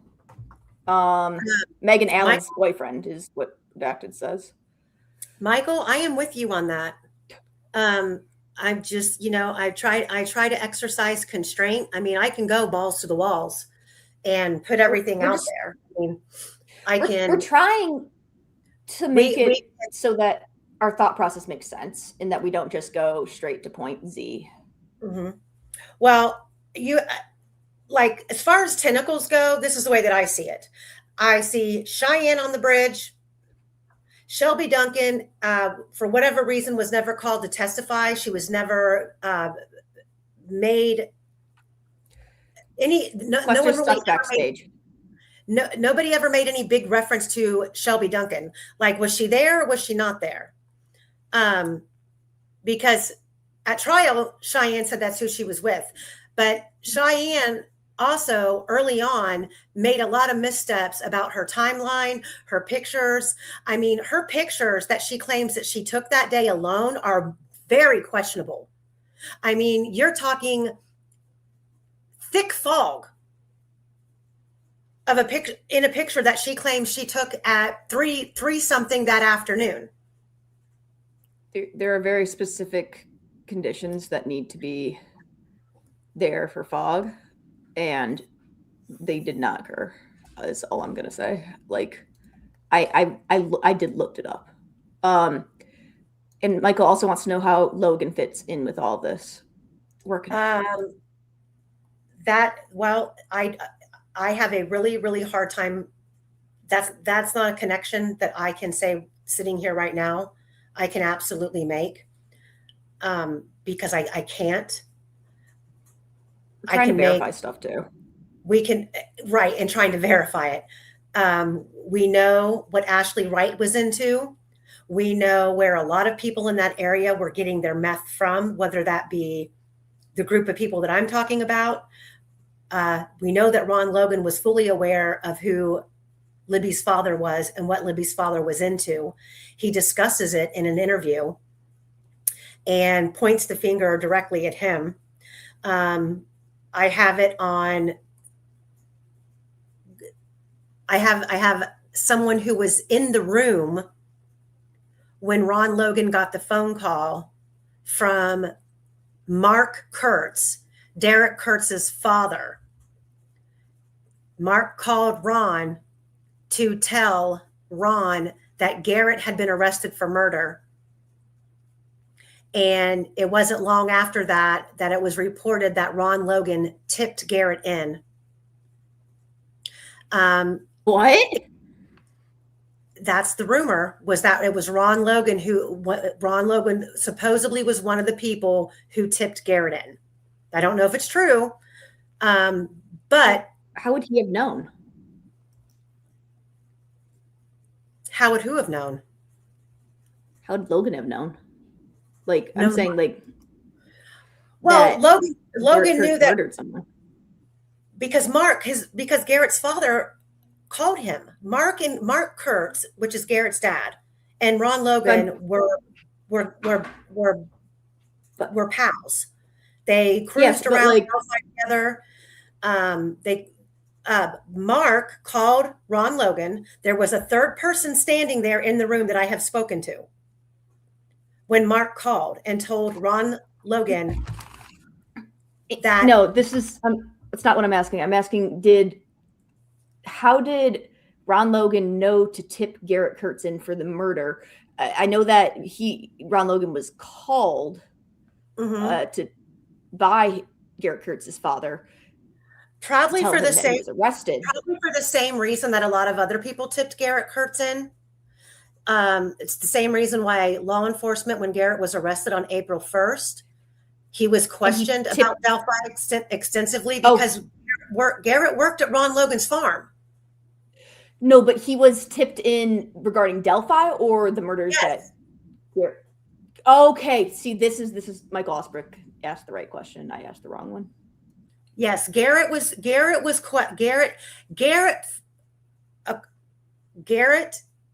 to me, and I'm on several other sources, including law enforcement, believed that the April 2019 presser and the change of direction in the Young Bridge Guy sketch was because Garrett Kurtz had been arrested for murder on April 1st.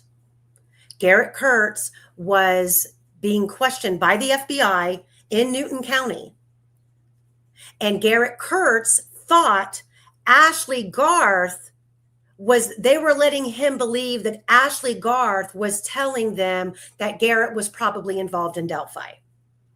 But that's not the case. It was other people, including his own family members, who claimed that Garrett locked himself in a bedroom, was so sick on spice, couldn't remember where he was. Law enforcement, according to Garrett, also told him that his phone pinged out there. But back to the Monticello group, all of these people in that area, I would bet my life on it, knew Ron Logan's property, knew those trails, knew how to get in and out of there. Whether Logan was involved or not, or turned a cheek and knew shit was going down.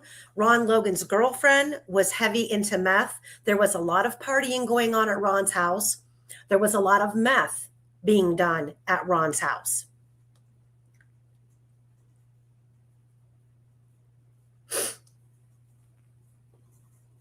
Ron Logan lied about a lot of things, but so did law enforcement. There are locals who say that law enforcement would literally sit at a bar and drink with Ron Logan. They knew that Ron Logan was not supposed to be driving, but he drove all over the place. Was the bar JC's? Is that the one? It was a couple of them. And Ron Logan and my favorite person, Mark, frequented the same bars. And we've got, I hate to keep going down the same rabbit hole, but it's almost like we have all of this information about this one group of people that's never been discussed. Nobody wants to come out in the open and say it. Cheyenne was married to a man who not only was in prison with Derek German at Westville, but whose brother was living on the Palladino property, the same Palladinos that Derek German was tipped in as buying $100,000 worth of ice from and never paid for. And that this was revenge for not paying and for becoming a snitch. You've got Cheryl Loeffler, who was reported out there, who somehow gets conveniently thrown under the rug. We never hear about her again, other than Tina Rodell's accusations early on in the beginning. Cheryl Loeffler, Cheryl Loeffler, Cheryl Loeffler. You have Cheyenne publicly saying, I ran into my friend who's also like my sister-in-law. How is she like a sister-in-law? Because Cheryl Loeffler has a baby by, at that time, Cheyenne's husband's brother. Both Ingalls, Chase and Jack Ingalls. Cheyenne was married to Chase. Cheryl had a baby by Jack.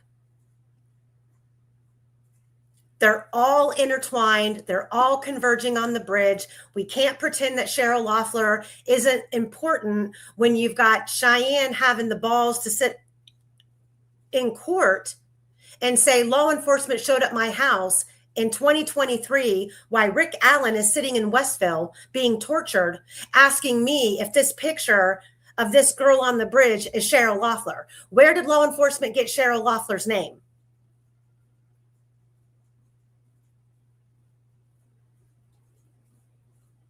We have Emily Collier, who we now know was videotaped in an interview claiming that she was out on the trails that day, part of the 3-girl group that the state wants to pretend doesn't exist, claiming that she's seen the bridge guy. This same Emily Collier that I didn't know was a part of the 3-girl group up until a little over a year ago. Prior to that, Emily Collier's name came to me through Ashley's case.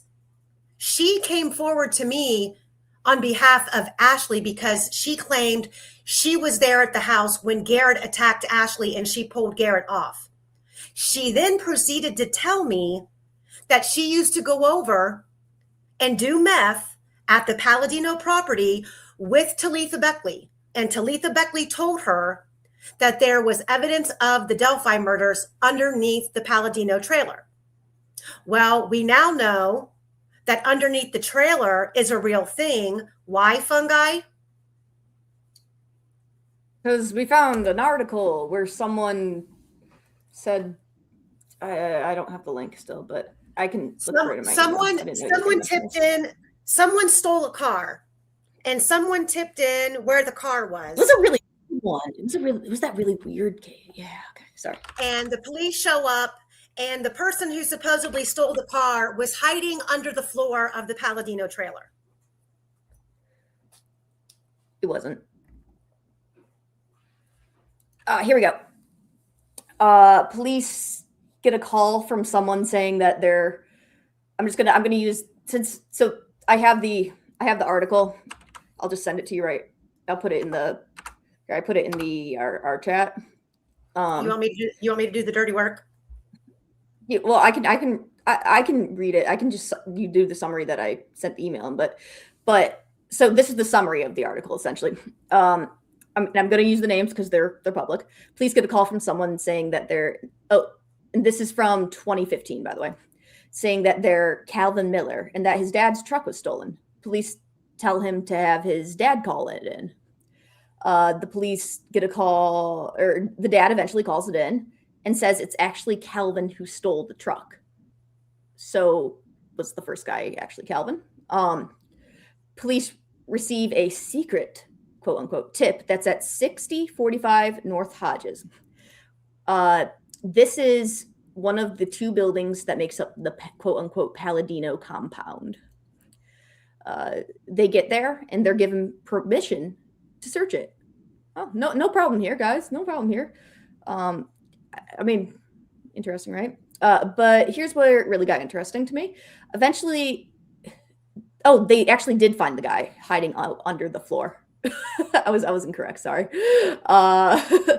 They did find a person, this Calvin guy hiding underneath the floor there. And it was just really weird because it makes me think that it was the Palladinos themselves pretending to be Calvin Miller to get the initial call in order to get the guy out of their trailer. I mean, why would they say, yes, you can go on in there if they didn't have time ahead of time, to like remove anything or any trace of anything is all I'm saying.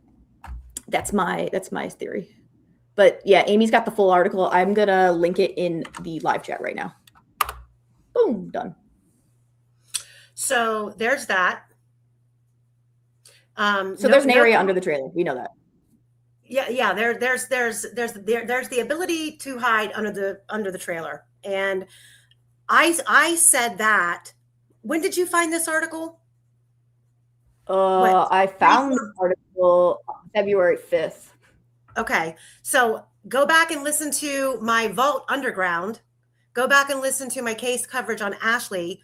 I said this back then, that I was told this by somebody who was also, we now know, interviewed and videotaped because she was out there, a part of the 3-girl group, that there's evidence of the Delphi murders under the Palladino trailer. I'm not making that up. Then we go into the tips that came in against the Palladinos themselves, which basically align exactly with what these people are saying. Derek owed money. He didn't pay it. We've got all of these people literally from Monticello, and these are not random people. These are people that are directly connected to this group of people. Cheyenne, yes. It's not like we don't have proof or we don't have past events where it's shown that these people like to punish snitches. Well, right? this correct. This crime preceded. This wasn't post. This was before. This was one of the first. But there are other cases that are alleged victims who are pointing to these same people who go this far to get revenge. And we've got numerous people I have in writing from 2 witnesses that said right after this happened, these people took off to California.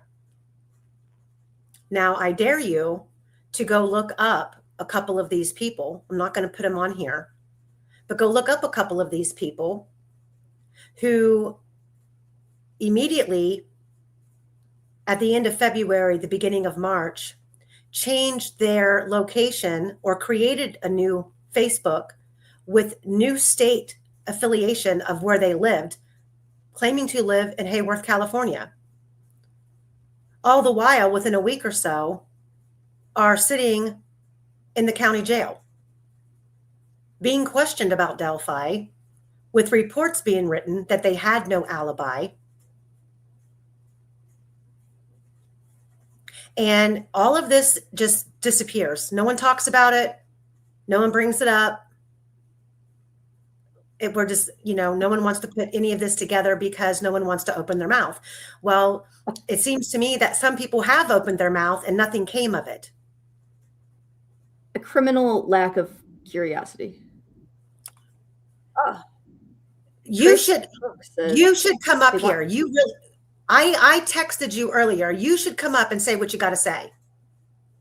Chris, get in here, please. We can, please, if you want. I mean, maybe we could do, if Chris feels more comfortable with like pre-recording something, we can do that and then modify their voice. I mean, assuming their name isn't. He's got my number. He can text me if he wants to. Yeah, no, we would really appreciate it, but we want to keep you safe and everything. Oh, yeah. And okay. Yeah. We're good. Shush. We're good. Yeah, Calvin Miller has been arrested for meth. You're correct. Shaboogies. No. Okay. So me and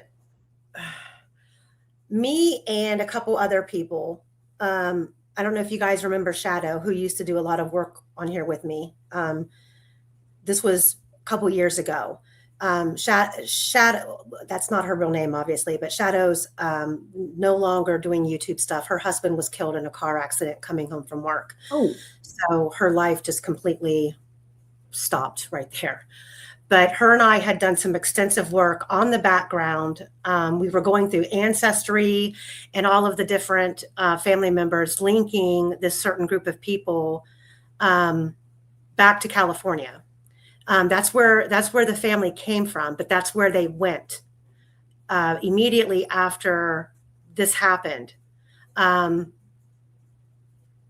That's not only what I've been told, that's also what was tipped in on the tip line. And then when you go look at Facebook posts,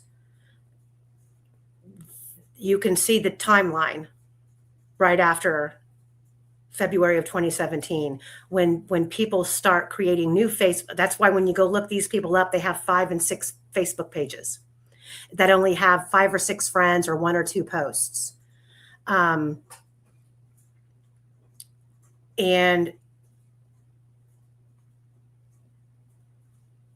for whatever reason, they all seem to have been in numerous cases of meth labs, never arrested. This compound that we've been talking about for forever is never listed as a residence for them. It's a property that someone in the family owns, but when you go back and you look up, especially their My Case files, they never put 6045 Hodges Drive as their residence. It's always someplace in Yemen. or 6047. 6047 is the second trailer on that lot. That there are multiple. The family itself, from what I can tell, uses 6045 for their own personal use. The 6047 trailer has been used as a rental. There's multiple eviction notices for people who have lived there in the past. And you can pull it up and see that on My Case. You can look up the court records where they filed for an eviction. And it was in December, I believe, and I saved it. I've got it somewhere in my Dropbox, where there was an eviction in December of 2016. And I was told by a ex-girlfriend of Jack Ingalls that Jack moved in there after that person was evicted.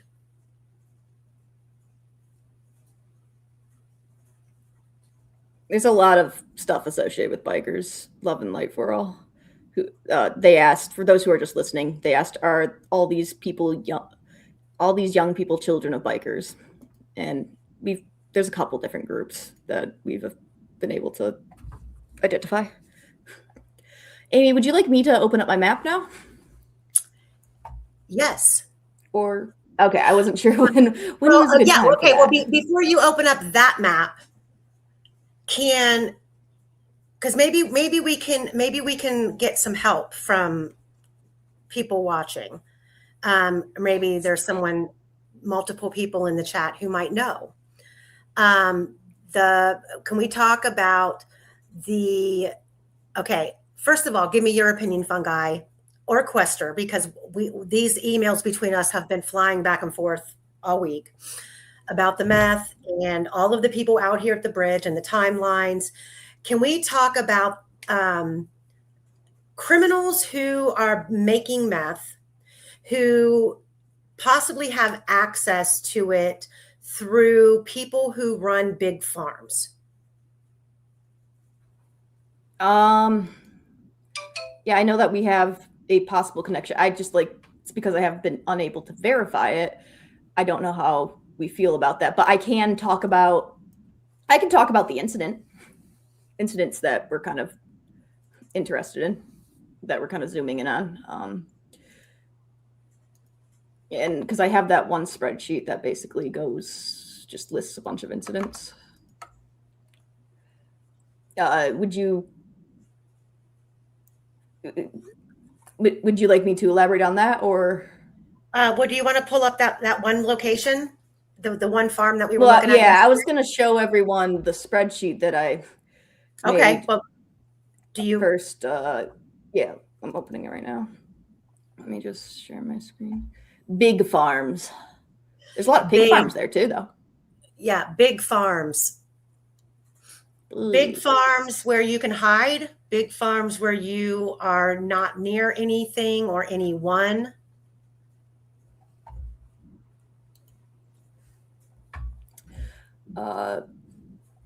This is so the color coding on this is not great because I use dark mode, but we're gonna use it.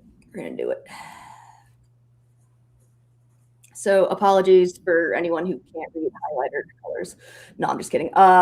Here, what I can do, let me just duplicate this and then I'll just just so I can still have the thing, but I'll just I'll make all the text the same. There you go.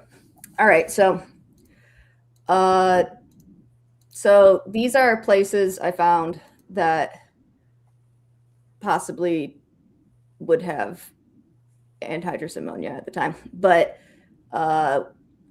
these incidents are like individual incidents of these places reporting that anhydrous ammonia was stolen. So, there you go, right here, guys.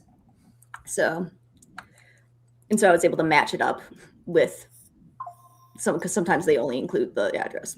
But so this is like an example of something that I compiled. So I just wanted to show you that that's what this is.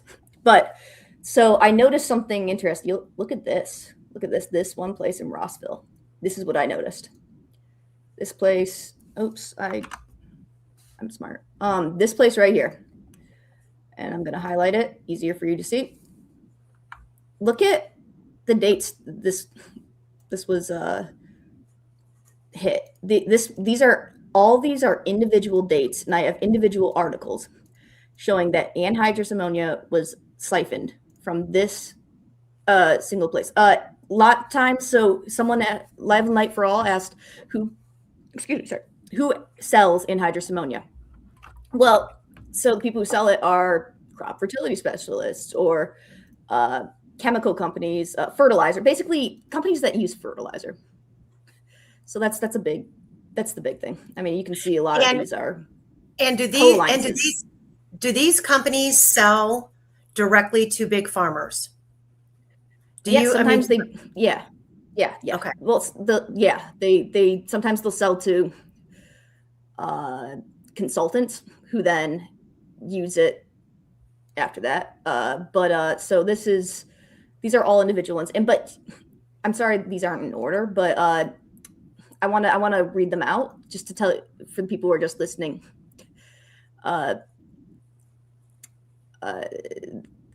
They sell to small farmers too, but these are kind of plants that in big farms will tend to have it sitting around a little bit more. But I want to read out these dates just for people who are just listening to show you how frequently this one place. This is a single address. This is called Crop Fertility Specialists in Rossville, which is, I'll show you on a map in a moment. It's in White County, not too far away from Delphi. But without saying a name, can you kind of explain the connection here? I want to first list out these just to show you how the frequency and then what I'm going to get to, because it's all right. So sorry, I'm a little slow. I'm just I get a little nervous talking sometimes, though it doesn't sound like it. But all right. So May 21st, 2007. Then we got another one that August 20th, 2007. September 10th, 2007. October 11th, 2007. Got one on April 10th, 2008.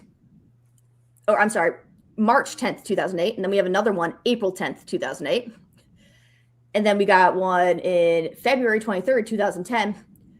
And then March 15th, 2010. These are only the ones that I've been able to document just going through Carroll County Comment. And the thing is, anhydrous ammonia is actually more of a fertilizer thing. It's not really for as much for pest control. But the frequency is the big thing here, guys, because if your entire business is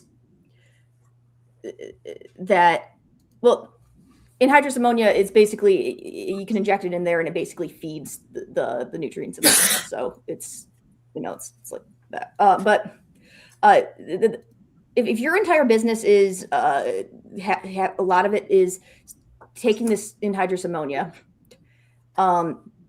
then why wouldn't you allow it to get hit month after month after month after month without, I don't know, putting up some security measures or learning anything from it? I mean, this is a period of 3 years, guys.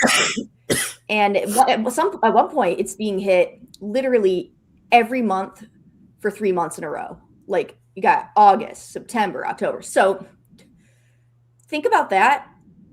And if they're not fixing it, then what conclusion can we come to? Well, maybe there might be an inside job, because it's going to have someone. It says crop fertility specialists. Here's the address. I'm not going to say it out loud, but yeah. So all these right here, you can see that if you want to take a screenshot, this is the one I'm talking about. Anyways, so I'm not going to say the last name because I have not 100% connected this. And I've been working for 2 weeks on this, but unfortunately, one of my whole resources is down. It will be down for the rest of March at least.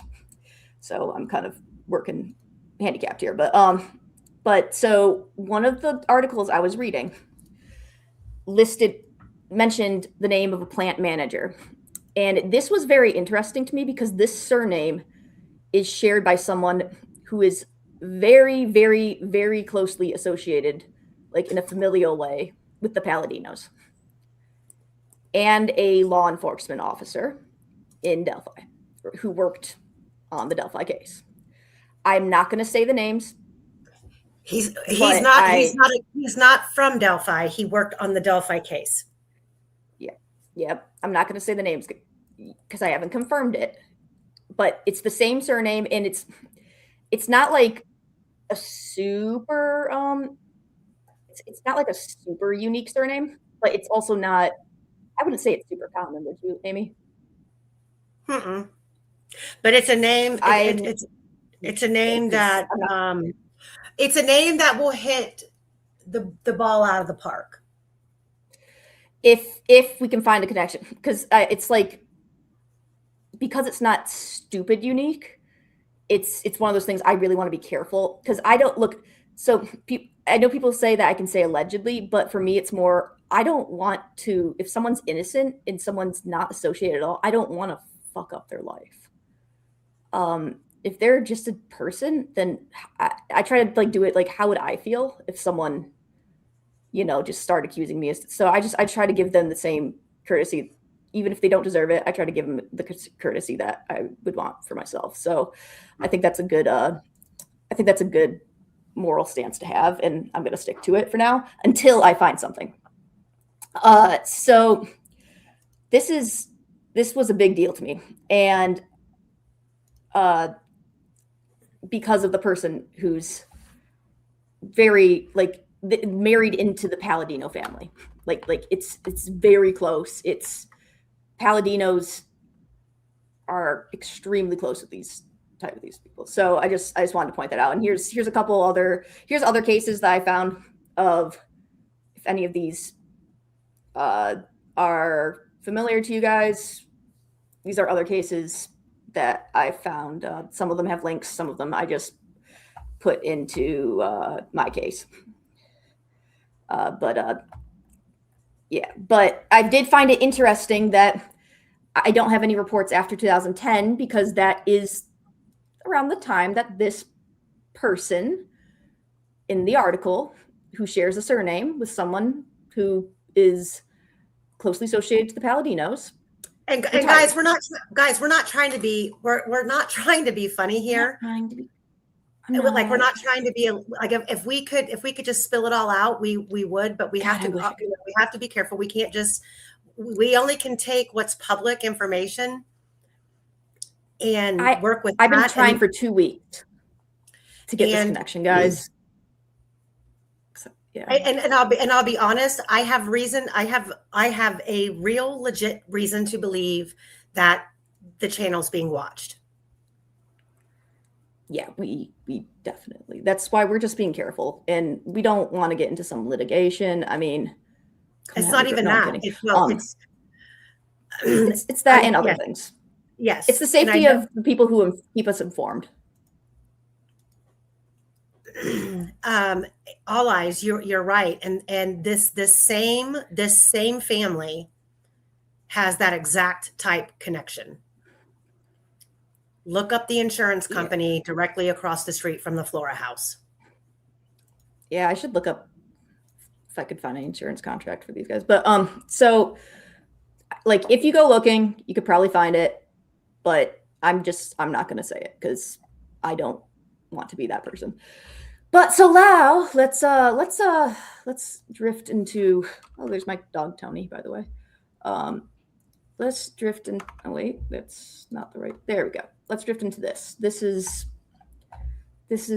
a map, and this is a map of places that would have anhydrous ammonia.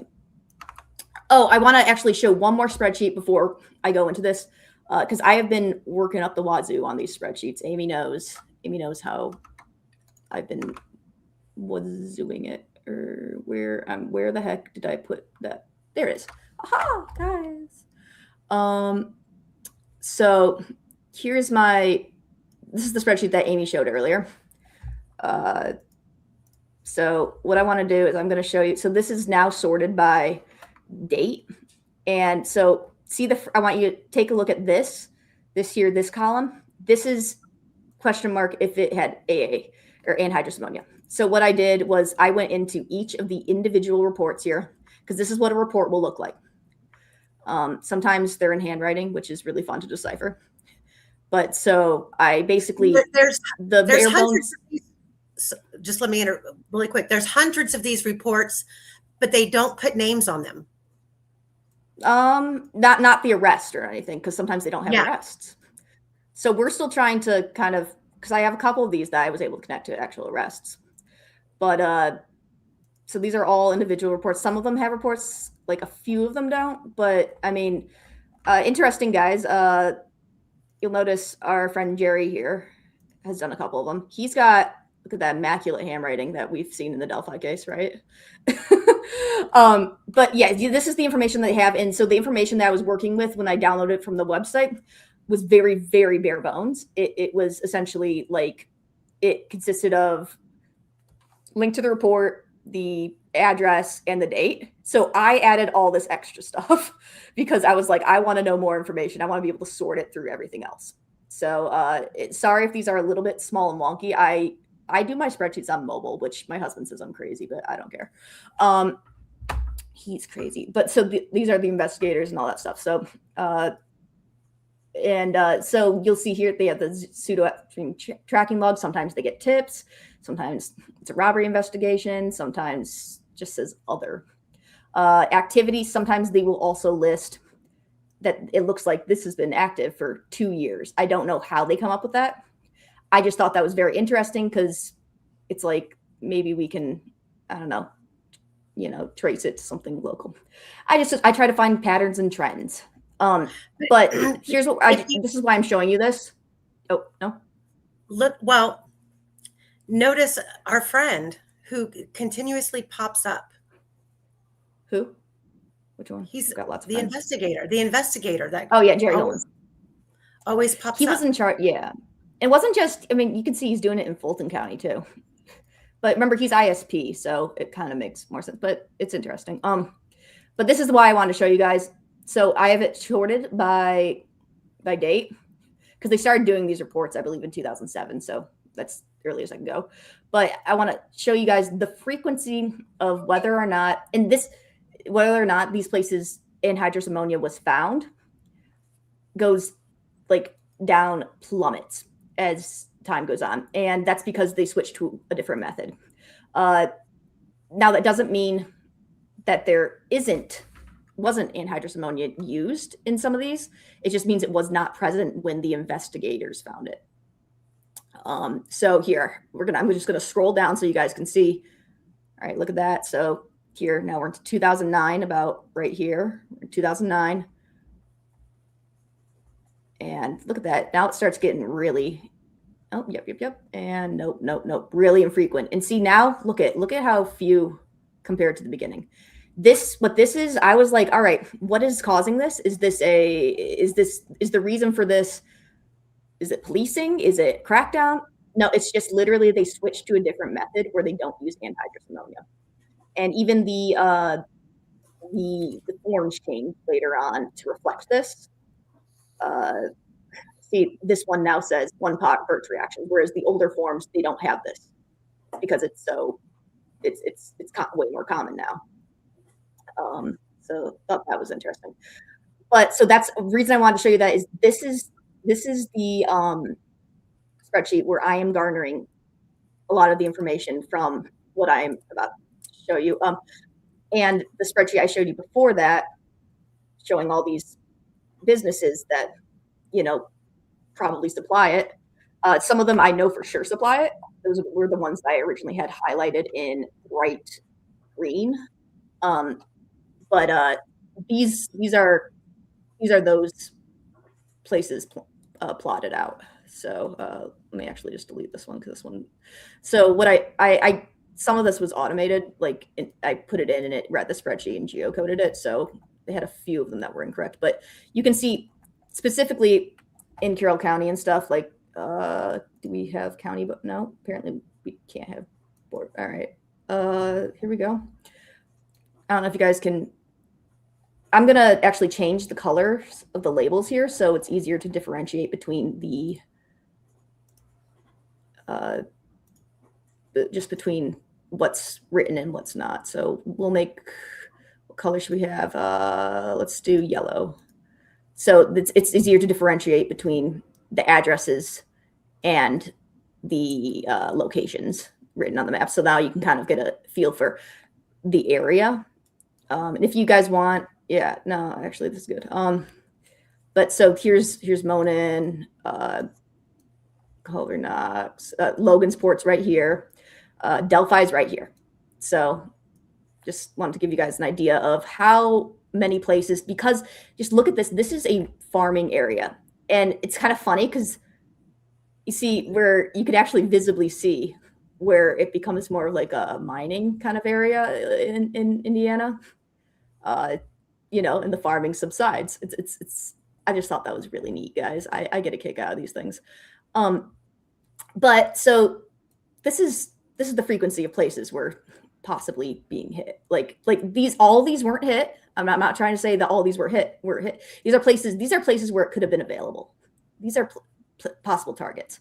So now these, if we go, remember my second spreadsheet where I showed you all the meth labs, the clandestine meth labs. Well, I took basically the county, White County and Carroll County.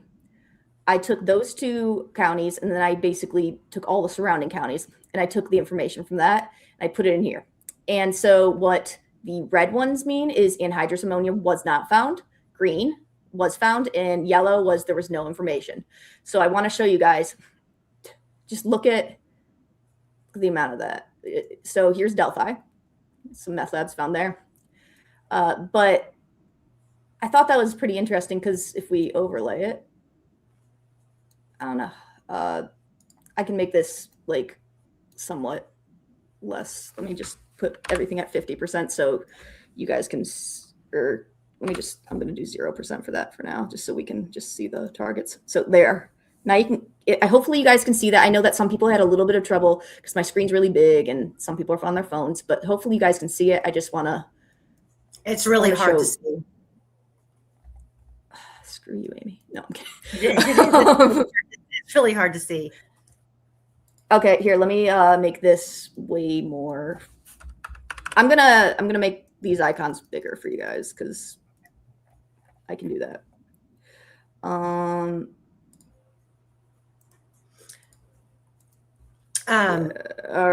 never mind. I can't do it with the other ones, but yeah, here. I don't know if you guys can see that, but see so each of these targets is a place that could possibly have been hit that has an anhydrous ammonia supplied, and then each of these, which I would love to make these targets bigger. I'm really sorry I can't because they're all individually coded for certain things. So sorry about that. But each of these, and I wonder here if we're just gonna go here. That's easier. I'm just gonna go back because it's a lot blurrier, and so it contrasts a lot better. Each of these is a meth lab that was documented. Is that in the red? Because there's people in the chat saying that they can't see. Yeah, I'm sorry. Sorry, chat. I'm so sorry, chat. That's okay. Guys, screenshot it and then you can zoom in on your phone. And I have a let me actually just I just gotta delete one thing from another here. I'm gonna share I'm gonna just share the version of this that I've uploaded onto for a public version so that you guys can actually look at this. So give me one sec. Just give me like 2 seconds, guys, or maybe more, maybe la la la la la la la la. Venue is adamant that you keep talking because this is very interesting. Thank you. I really appreciate that. You know, it means a lot to me. Here, I'm about to go link it. Here, I have linked a Google Earth thing right in here. If you click on that, it will show you basically this map that I'm looking at. It's pretty self-explanatory. Hopefully, let me know if it doesn't work for you guys. Let me know if it does, I guess. But you can like basically make everything. You can turn it on and off. Like you can see the icons and like turn them on and off or whatever if you really want. Like just to and play around with them. So I thought that was. I just want you guys to be able to see it so that you guys can, do your, see what we've been working on. Yeah, so that's that. And yeah, we're just trying to kind of connect correlation with causation here, and because of this angle that we're looking at. So hopefully, yeah, I'm not really sure what else to talk about now. I like chickens. Let's go to do you have the LiDAR map of my favorite farm? I can do that. Yeah. I had to get it. If you talk, I can Okay. get it right now. Okay. So we'll take this off the screen. I'll remove this. Fine. You guys hate me. And we're going to go over to, yeah. We're going to go over to Quester's timeline. Quester. You're muted. Oh, no, I'm not. Quester's gone. Oh, shoot. So let's talk about I'm going to say the second half of this. No streets, the trains are still there. Let's talk about the second half of this timeline when we get into who we all know is there, like Cheyenne. You've got 2:30 on this time chart of Shelby Duncan arriving, and it says car unknown, which is a point that I made earlier, that we don't have a car that we can say is unidentified belonging to anyone. We all seem to know who the cars belong to that are at the Mears lot. It's just these timelines cross paths in a sense that we've got Cheyenne testifying to one thing and we have David McCain testifying to another thing, but those two things don't align. what to you stands out most about this timeline? You mean apart from, as I think I said to you, the excuse me, the juror saying that nobody else was out there at the time, so it had to be Richard Allen. When you look at this, how on earth could they ever get to that sort of an idea? The place was absolutely steaming with people, wasn't it? It was. And you guys, that's not us just, I mean, the times on some of these people are speculation. And we know there's speculation, not just on our part, but also it has to be on the state's part as well. When we read what they provided to the defense in this document here about all of these people out there, when they were seen on the Hoosier Harvest camera, the only people who would know when they were seen would be the state. And due diligence going through this, and you find when David McCain arrived and when they're claiming Shelby Hicks and Daniel Pearson arrived, well, that contradicts Cheyenne on the stand and when she claimed she arrived.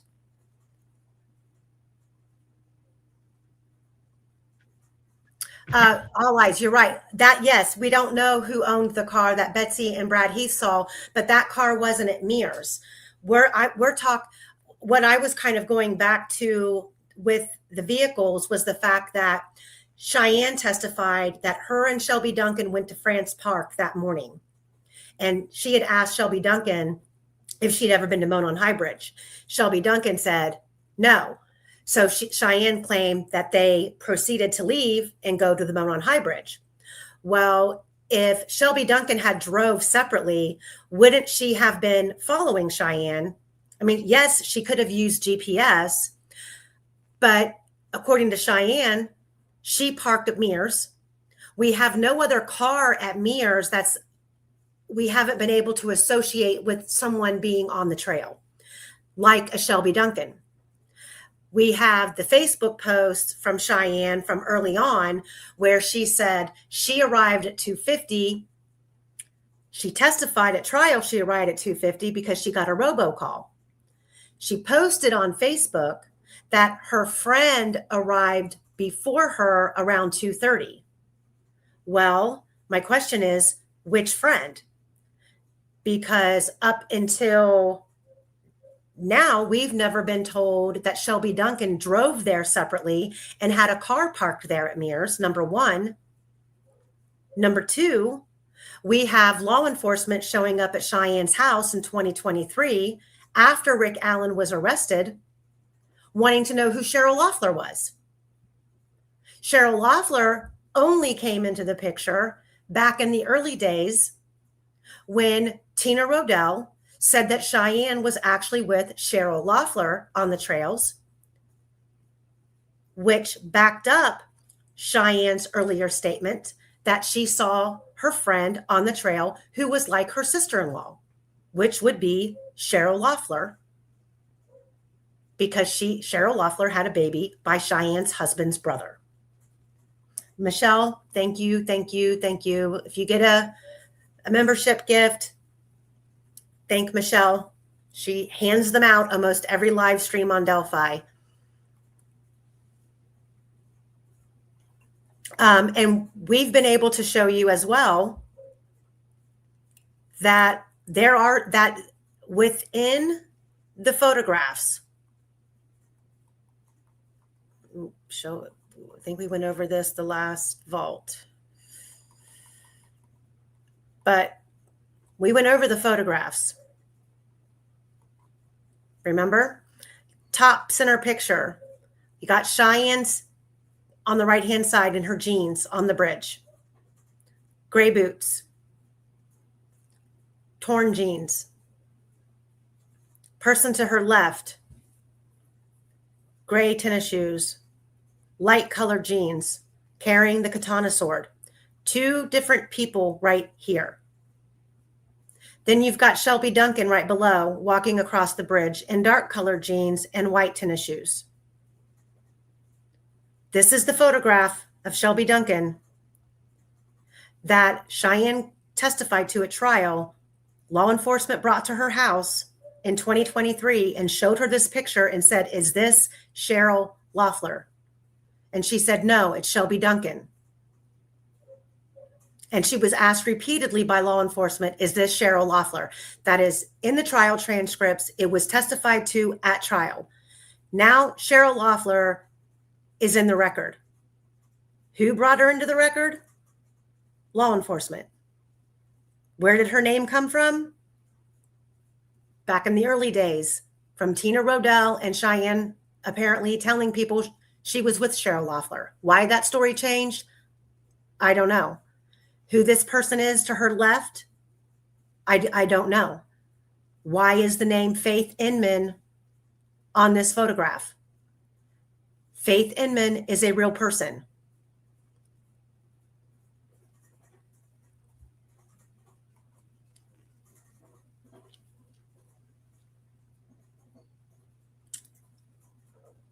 Is Skip in here?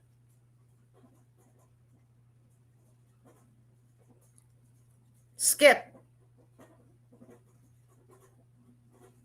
Where's he at? I don't see him.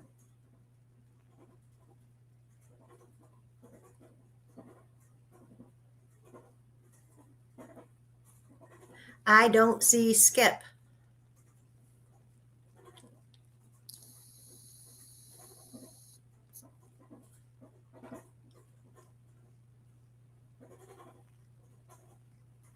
I hear my fan sounding like it's going to fall out of the ceiling. Hit that vape. Oh, he's lurking. Okay. No, they kept asking her if it was Cheryl Loeffler. And she kept saying, "No, it's Shelby Duncan." Why was Shelby Duncan not called as a witness?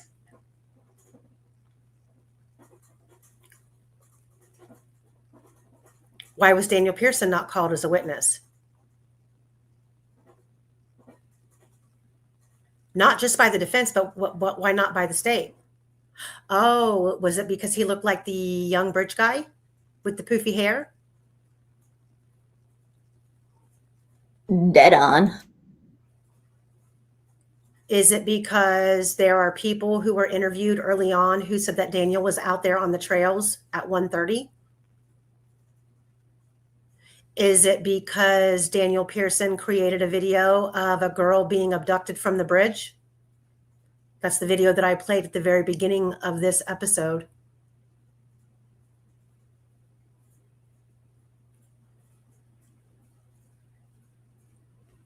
Who, Shelby Duncan? I don't know, but Shelby Duncan wasn't the person. See, I think I think that there's a little bit of a discrepancy about who Daniel in the early days about Daniel Pearson, who he was with. He was reportedly with Shelby Hicks. And the reason it was supposed to be kept on the down low was because Daniel Pearson was engaged to be married. Oh, Mother of Dragons, thank you.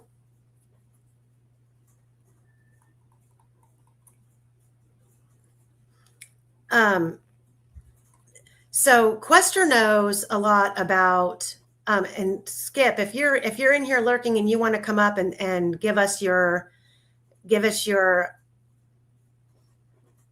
drop some intelligence in here, please say yes, and I'll send you the link. Are you saying Quester and I aren't intelligent? No. I'm talking about when it comes to all of the Daniel Pearson stuff. I'm screwing with you. But Quester knows about Daniel Pearson, and not just the Daniel Pearson group, but also the Kokomo crew, who was supposed to be out there.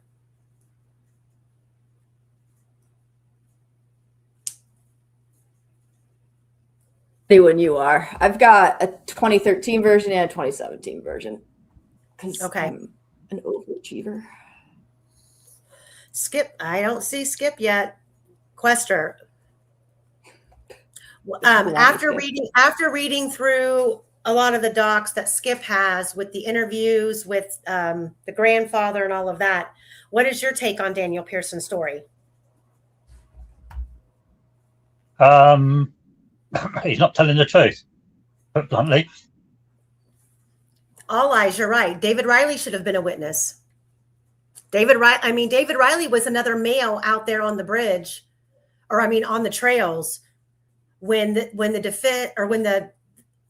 jury were being made to think that there were no other males out there, just like Daniel Pearson was out there.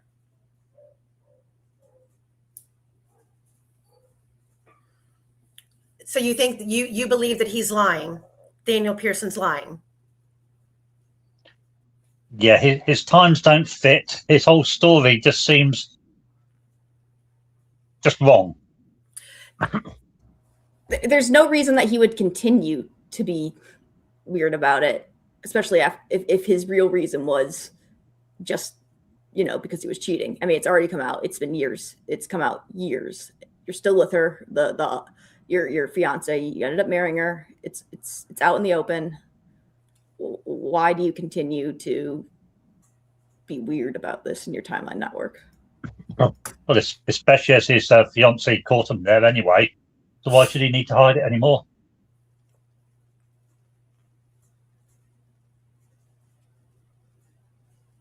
Well,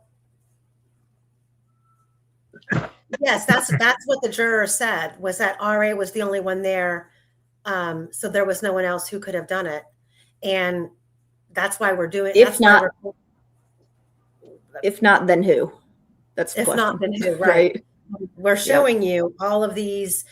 And this is one case where you absolutely can take every single facet of group of POIs and have legitimate reasons to connect them to this case, whether it's the CSAM angle, except for Alan. All of the above except for Rick Allen. There's no drug angle. There's no CSAM angle. There's no meth lab angle. There's no Odinist angle. There's no cross line angles between we're dealing with meth dealers and CSAM people. Rick Allen does not fit the bill for any of that. And when you look at, there's all different. You've got the Odin angle. Those people were into the CSAM stuff too. Could they have been in cahoots with Ron Logan? Yes, they could have. We don't have any direct connection to them and Ron Logan. The only connection that we can find there is Sandiford's. Then you've got the Elvis Fields and them connected to the Odinist group. Still, that leaves Amy. That leaves Ron Logan. One of the people who was caught getting anhydrous ammonia at some point was our Pizza King friend, Mark Sandifer. Mm-hmm. He had a second one, and then he got completely, he got off for it completely, which I was curious about. You know who's been prosecuting some of these cases that I was looking at? You'll never guess, in Clinton County specifically. You guys will never guess. It wasn't Nikki McClellan. It wasn't. There's a prosecutor in Clinton County, or at least a former one. Her surname is Gull. Christine Gull. Just gonna drop mic there. Don't have anything more, but I don't remember if it was the anhydrous ammonia cases or if it was the CSAM cases I was looking at that I saw her on. It was just, I saw it and I kept seeing it come up and I was like, just please stop. I can't take this. All eyes, yes. In his narrative report, Daniel made it sound like he drove there. But in this narrative report in volume 9, page 90, hold on, let me take that down. Page 97 in volume 9 of the exhibits, they state that Shelby Hicks and Daniel Pearson are observed arriving. They are observed. They don't even state one car, two car. But again, we don't have, at the time we know Daniel Pearson owned a white pickup truck. However, in his abduction video, he's driving a green pickup truck, but neither are described being at Mears. The only truck that's described being at Mears is associated to David Riley. But Shelby Hicks, we know her vehicle was there because she drove the Impala that was light in color with paper plates. It was parked on 300 North. Law enforcement kept insisting that they needed to speak to the driver of a vehicle that was parked at the CPS lot. Now, I have good reason to believe that Shelby Hicks and Daniel Pearson got in Shelby Hicks's car and drove to the CPS lot. Was Daniel Pearson's truck parked over there? And Shelby Hicks's car was left while they took their little rendezvous drive through Camden and the Amish country? We don't know, but we do know that Shelby Hicks's car was seen by multiple people at Mears with the paper tags. But we do know that she made the slip at trial and said when they came back, Daniel dropped her off at her car. Well, he couldn't have dropped her off at her car if he wasn't driving his own vehicle. So where was his vehicle? How did they get into it? What were they seen arriving in? Where was his truck parked? Because we know Shelby Hicks's car was there.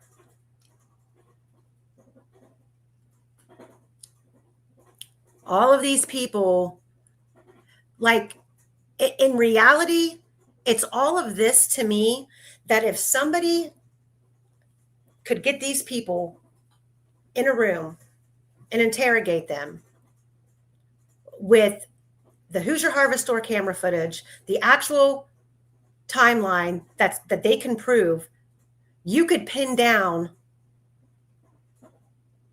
how all of this points to it not being Rick Allen without needing the phone data, without needing the magic bullet, without needing to torture anybody and squeeze false confessions out of them.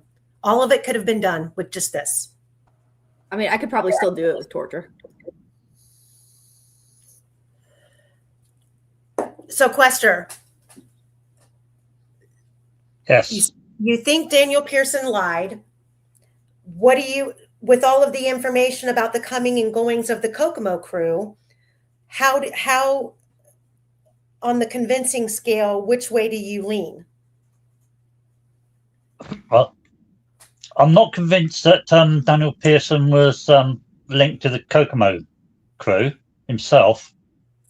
I haven't seen anything that positively pushes him there. However, there are others that are definitely linked to it, as you know. For instance, there's the Megan Allen, who arrived in a white car with the paper plates. Remember that? Mm-hmm. And she was in the car was full of people. Oh, I've got their names somewhere. I'm just having a quick look.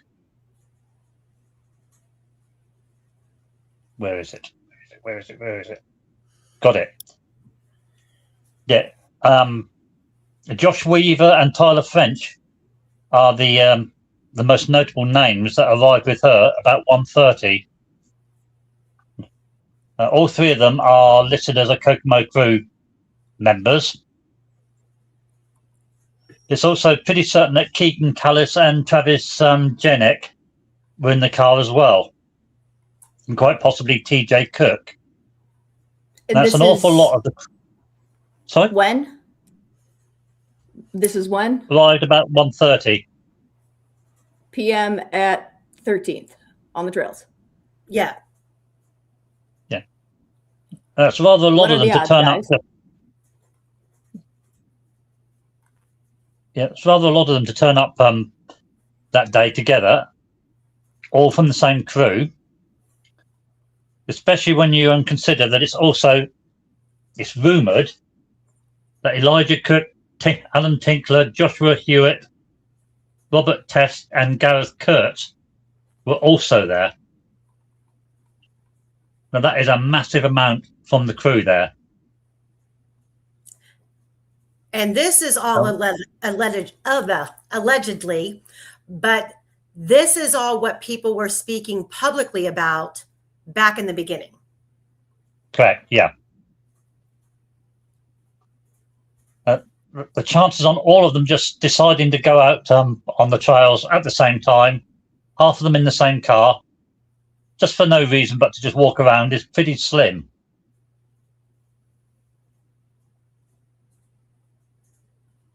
And it's a massive amount of people that would have been there. And their usual target for where to be is under the bridge. So if you then move from there, if they were there and they were under the bridge at 1:30, they would have had a grandstand view of everything that was going on, wouldn't they? Mm-hmm.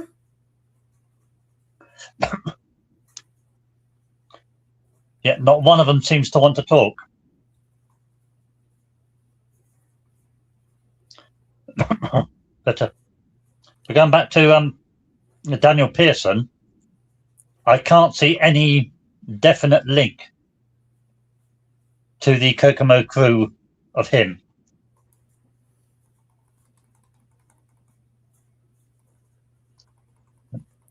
The one thing, if we went back to the timeline of all the people arriving and going past the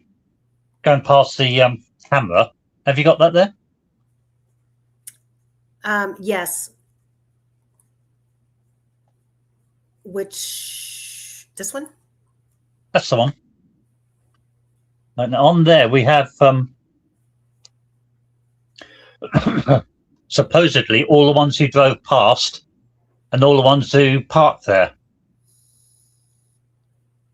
You can see that on the lower section, majority of those do not appear on the top. The other thing that is markedly missing is those people I've just named. Only one appears there. Megan Allen and friends, parked at Mears, about 13:30. But if you look at the line above, they're not on the list of anything going past the camera.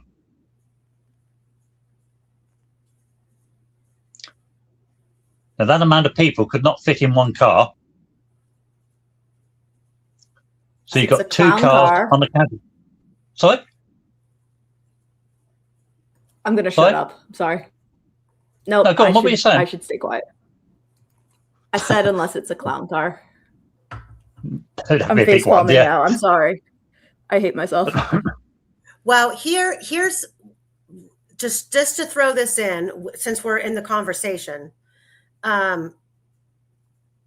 because I said that we were going to verify it. What page is that on? Oh. So a lot of people have tried to put the Gabe Ellis arrest in with the Kokomo crew who were out there that day. And I'm here to tell you that that's not true. We have the vehicle up here in the right-hand corner that was taken a photograph of. This is the vehicle that Quester's talking about right now, that they would have been driving, in the license plate number G908510.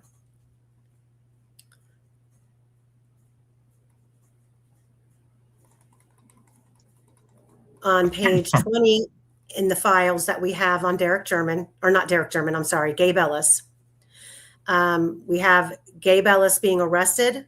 He was in a 2011 silver Jeep.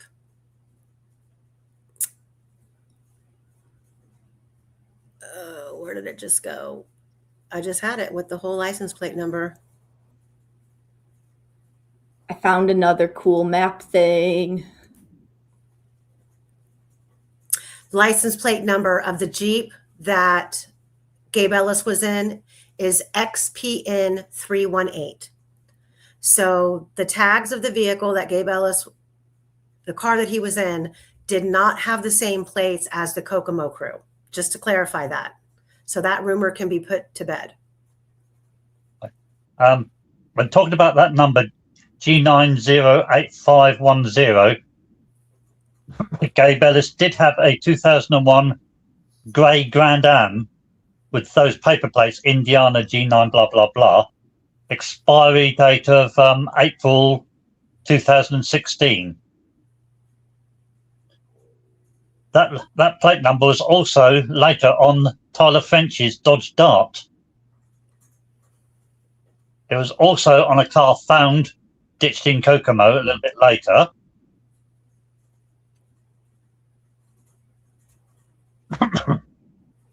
So it would appear that that plate got passed around rather a lot amongst members of the crew.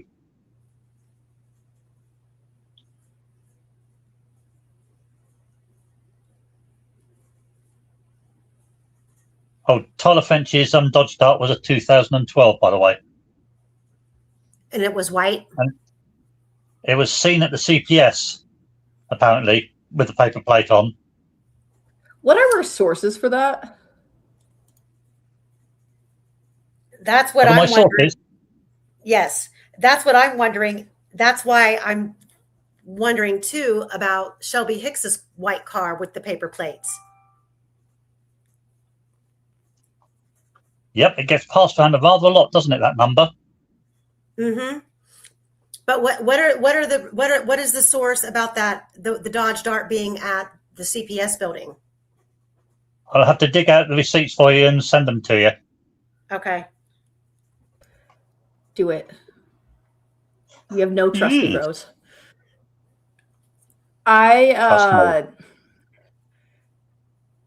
So Indy Cindy says it's so license plate readers don't pick up paper plates for doing the crime. Interesting. I'm ready to share my screen again, Amy, and I found something really, really cool, a really cool map thing. I'm really excited to share it because I discovered it last night, but I just realized how I can actually access it because I didn't realize that it doesn't work with an ad blocker. And I disabled all my ad blockers. I was confused, but I forgot that we have a network ad blocker. So it like affects it at the network level. I need to refresh this page because maybe All it's right. still not working, babe. I'll pull it up here in a second. We're gonna finish this. I know what Control F5 does, babe. Oh, okay. Apparently it flushes the DNS cache. So Quester, Sorry. Yes. okay, you're gonna send me the sources on those. So keep going. Forgot where I got to. Oh yeah. Excuse me. Right, so we have a lot of cars going past the the camera. And when you look at them going east and west, you'll notice that a lot of them are actually overlapping, going past each other. So they should have seen each other. That includes Betsy Blair.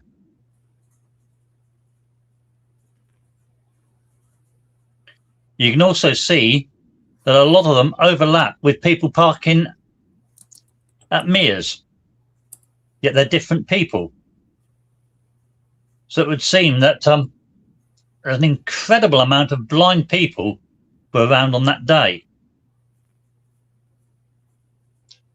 You could sit here for ages going through all these cars that were there, parked and driving past, yet not one of them, well, one or two, I think, saw each other. And I can't see how that could happen. You got any ideas, Amy? You can have so many cars driving past each other, not seeing each other. No, I mean, shit. No. We have Sarah Carball, who drove by 4 times that day. Now we know that Coghill was seen on the camera twice, so that's 6 times a car went by that camera that we don't have an account for. Eye of Apothis says Cheryl L was with a male. Anyone remember his name? Who was Cheryl L with, Quester? Don't have an awful lot of information on CL. It wasn't Brett. It wasn't Brett Hicks, was it?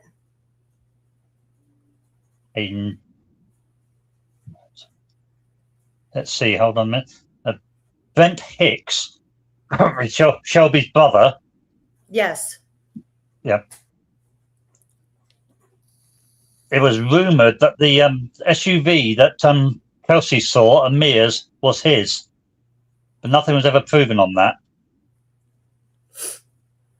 If it had been his, that would have put him there at 1338-ish.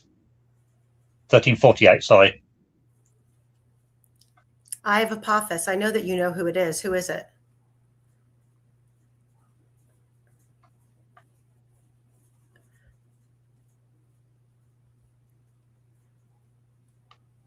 I feel like we've talked about this before, who Cheryl would have been out there with.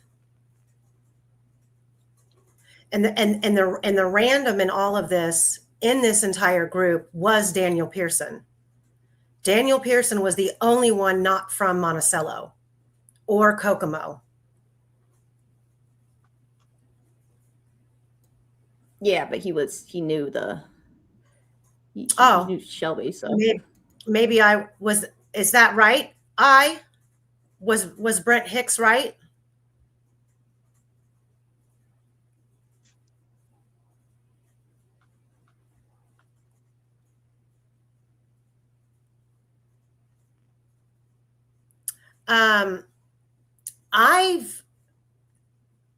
The information that I have about Brent Hicks is he didn't need to be recruited for jack shit. That he was a bad boy through and through and had been in a lot of trouble.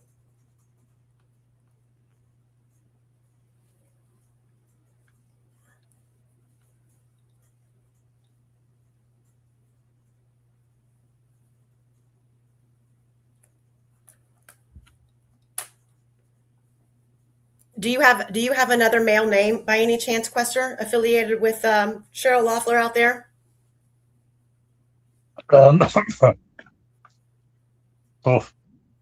With Cheryl Loeffler, let's have a quick look.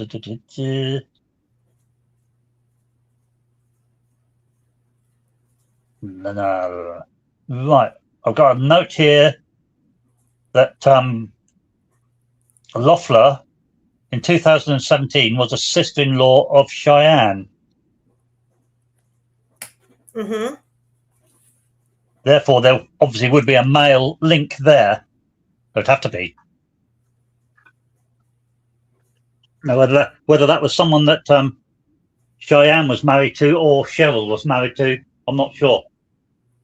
Cheyenne was definitely married.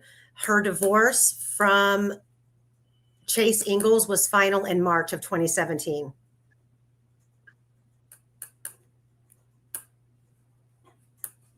And Chase Ingalls was in the crew, wasn't he? Remember that? Chase Ingalls. Now that's a good question, and maybe that's something Eyes of Apothis can answer. Where the Ingalls originated from, because I know Hicks and Cheyenne, all of them are from Monticello. But I think it was Chase Ingalls. Chase Ingalls, who was married to Cheyenne at one point in time, was in Westville with Derek. Like I got a note here that it was Jack Ingalls who was Cheyenne's father of Cheyenne's child. Jack Ingalls. Let me Yeah. check. They look That's almost true. identical. Is it Jack? So then it's Chase. Yeah, I'm pretty sure. Okay, so then it was Jack who was in jail with Derek, but then it I mean, was there's a Jack Senior. There's another Jack Ingalls, and who's the dad? Jack and Chase are like really close in age, and they look almost identical. Wait, no, Chase is the son. Wait. Hold on, I have to look this up again. I'm sorry. No, my bad. Cheyenne was definitely married to one of the Ingalls boys. I, for some reason, had it down that she was married. It was Jack. I'm 100% sure it was Jack, but I just don't remember the relations at this point because Jack and Chase are brothers. Hold on. There is And a Jack son Ingalls was involved. definitely in the Kokomo throw.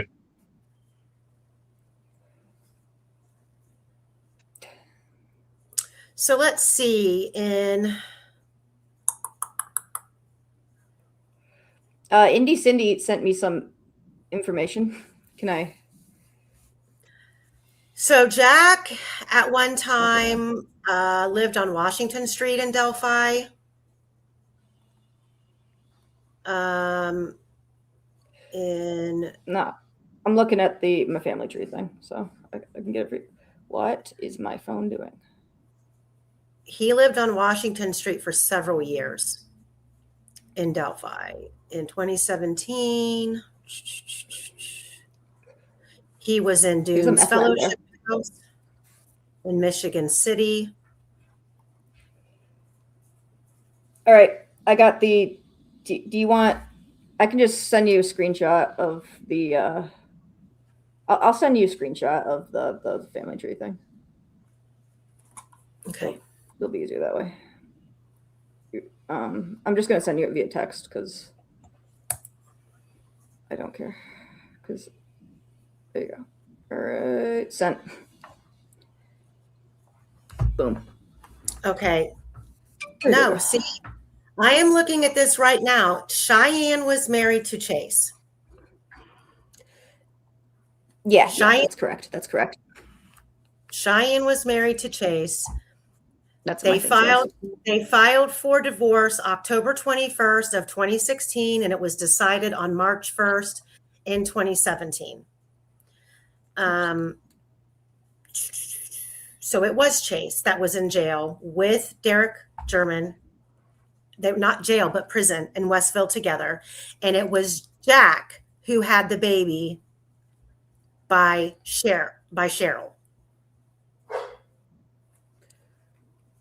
Tony.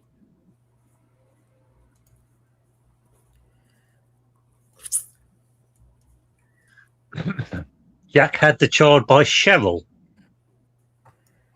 Jack had it. Yeah, it had to be Cheryl. Yeah. And Jack and Cheryl. I can send Quester an email with the tree so you can see it.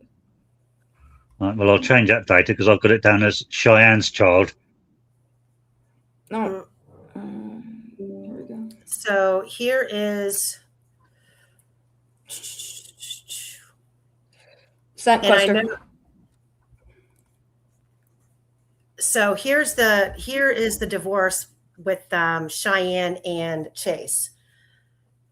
And I know it's Jack because Jack being the brother, Jack is the one who also has the baby, not just with Cheryl, but also with Kylie Dowdy. Kylie Dowdy and him were staying at the Palladino compound.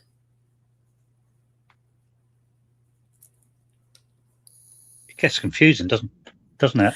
It does. And Kylie's sister, Kyra, I had on the channel.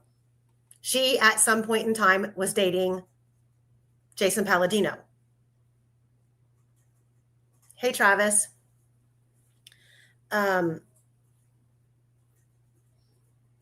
So really quick too, Ali, since you're in here, I wanted to go back when we were talking about the times and the cars. In this document, oh, that's not it. In this document here, when you were talking about David McCain said that he was on the bridge for 50 minutes, that's a problem, because here, according to the state, again, this document is page 97 in volume 9 of the exhibits. The state claimed that they had David McCain observed arriving on the video at 2:44. McCain said that he was there, that there was a large pickup truck parked there when he arrived. McCain also said that he saw a white station wagon.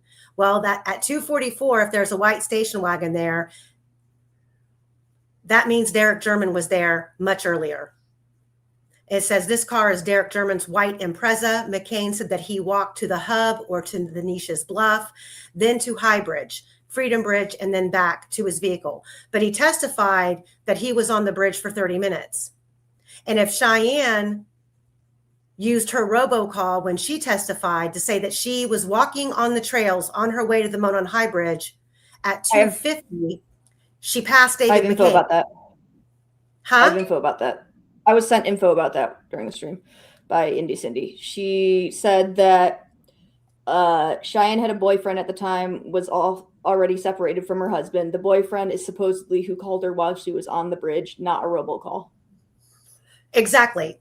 She stated that too in a Facebook post that we have when she was going on and on about, you know, people talking crap about her clothes that day and her ripped jeans and what she was wearing and how she's an avid hiker. She did say that she got a phone call from her boyfriend, and she also did make statements that she felt that law enforcement was more worried about who her boyfriend was than the story that she had to tell. But the one thing that I've learned that's so shocking about these type of network and cliques of people who are involved in all of this stuff, not always does a breakup sever ties. When you are embedded in groups who have done so much dirt, you just end up keeping your mouth shut. And that alone, catching wind of something going down at the trail that day that involved the group of people that they deal with, drug related wise, meth making wise,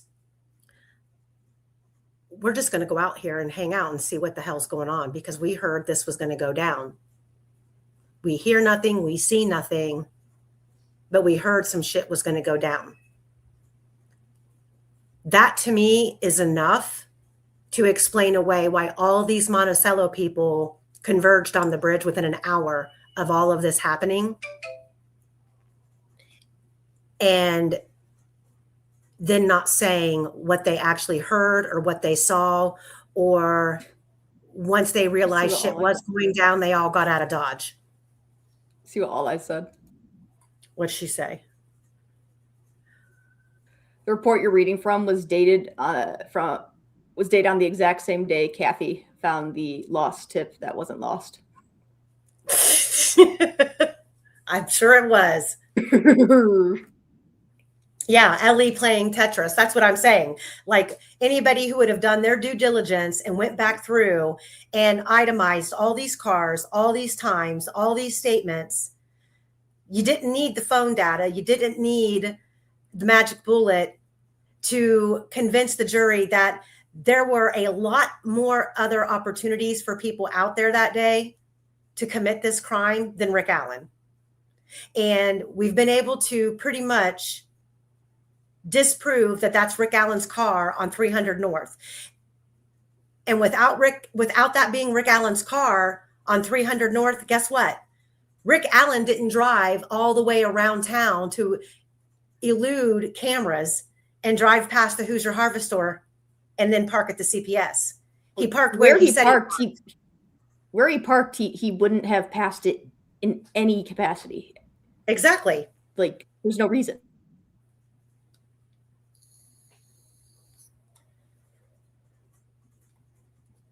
So we have. So we go ahead, Quester. Yeah. what the state were trying to make out was that was Rick Allen on his way through from his mother's. Then he Which- didn't arrive. Which of course would mean then he didn't go home. So he didn't go home and he didn't collect that coat that he's supposed to have been wearing on the bridge. And then he didn't get the beers either. Well, he could have got the beers from Or his gun. I don't know. He didn't grab his gun either, right? His gun would have been out. Well, wouldn't have done that either, would he?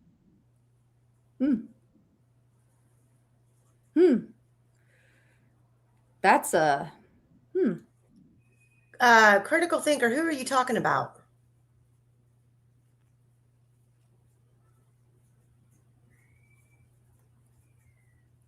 Lost like 100 pounds. yeah. I think that said won't say his name here, but you can message. So can you send it via I'll just call her when we get off and ask her. I want to be part of this call. Let's do a three-way call. No, that'd be too much. Well, I think like I said, I think that let me go back. There was a question that I just seen. Any connection to the Monticello people and Ron Logan or Klein? I'm working on it. Well, we have, so there could be. Well, we know Klein is connected to the Kokomo crew. Working on it.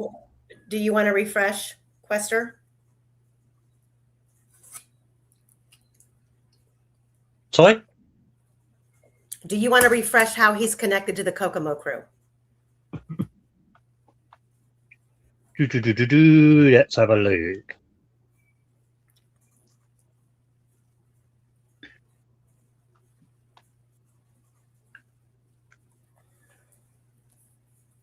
Haven't got the data in front of me at the moment. Something else I'll have to send to you.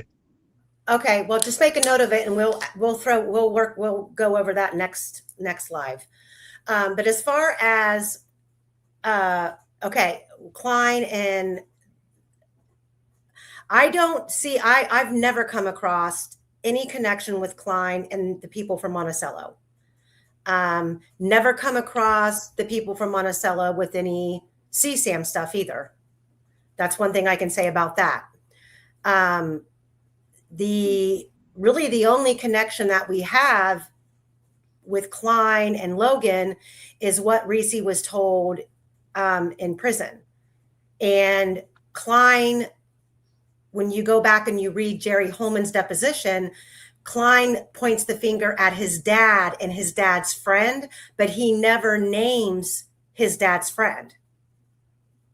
But the story that Reese, and that's what's so crazy about all of this, the story that Reese told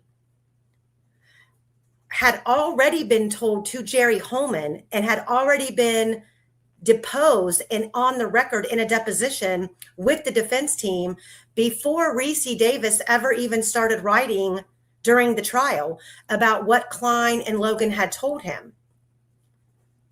Reese was just confused on, he was thinking that Rick Allen was the other person until Klein made it apparently clear to him that he wasn't. But there's one thing about this version of events that I have a really hard problem with when it comes to the girls being taken off the bridge and Ron Logan claiming that Libby hit him in the nose and made his nose bleed. And his blood got on her shirt. And that's where the whole scuffle started, remember? And Abby slipped out of the handcuffs and reportedly started to run. Libby yells, "Call grandma, call the cops." And Ron Logan at that point in time decides to cut Libby to scare Abby, and Abby turns around to come back. The issue with that situation is the fact that why is Libby now down to a tie-dye t-shirt? Where's the sweatshirt? They had reportedly already crossed the creek. And if not only did Ron Logan's blood get on Libby's t-shirt, if Libby was cut at that time, wouldn't Libby's blood have gone all over her tie-dye t-shirt as well? We know it was found in the creek, but would all of that DNA been gone? Was it submerged, or was the t-shirt actually hung up on the branches? Because I remember we were talking, Reese had said that they had said that the t-shirt got hung up on the branches in the creek. It's always been my thought process that when Libby was injured, Libby was already undressed because her DNA wasn't on her own clothes, on her upperwear. Isn't that what the blood suggested that too, didn't it? Well, her blood was not on her sweatshirt. In a saturate, her DNA wasn't on the sweatshirt saturated as if she had been, as in her throat had been cut and she bled onto her clothing. It was Abby's DNA that was on Libby's sweatshirt. The tie-dye shirt was in the creek, and Libby's blood wasn't on that. But wouldn't it have been at some point if Ron would have cut her to stop Abby from running, which was the same scuffle that Libby would have hit Ron in the face and made his nose bleed, which was the whole reason for the t-shirt going in the creek anyway. Can I share the thing? Because I gotta go outside. Yeah. In a minute. I just want to share the light. Well, unless you want to do the LiDAR next time, we can do that next time. We can save it for next time. Yeah. All right. Yeah. Because I gotta. Yeah. Sorry. No, I gotta. Yeah. I gotta mess with some birds. Okay. But yeah, no. So Venue said something interesting, and I'm gonna ask. Please contact us with email. But this is interesting. It said recently I had another person who knew Keegan, and was also in custody with Keegan from Peru, who goes by the name of D. He also confirmed that Logan knew the Kleins. That Logan knew who? The Kleins. Oh, okay. Yeah, if you could talk with us more, email. Be super, super interested in talking about that a little bit. Oh, okay. Well, yeah. We just want to keep the information. First one said, oh, can you put that back up? That was cool.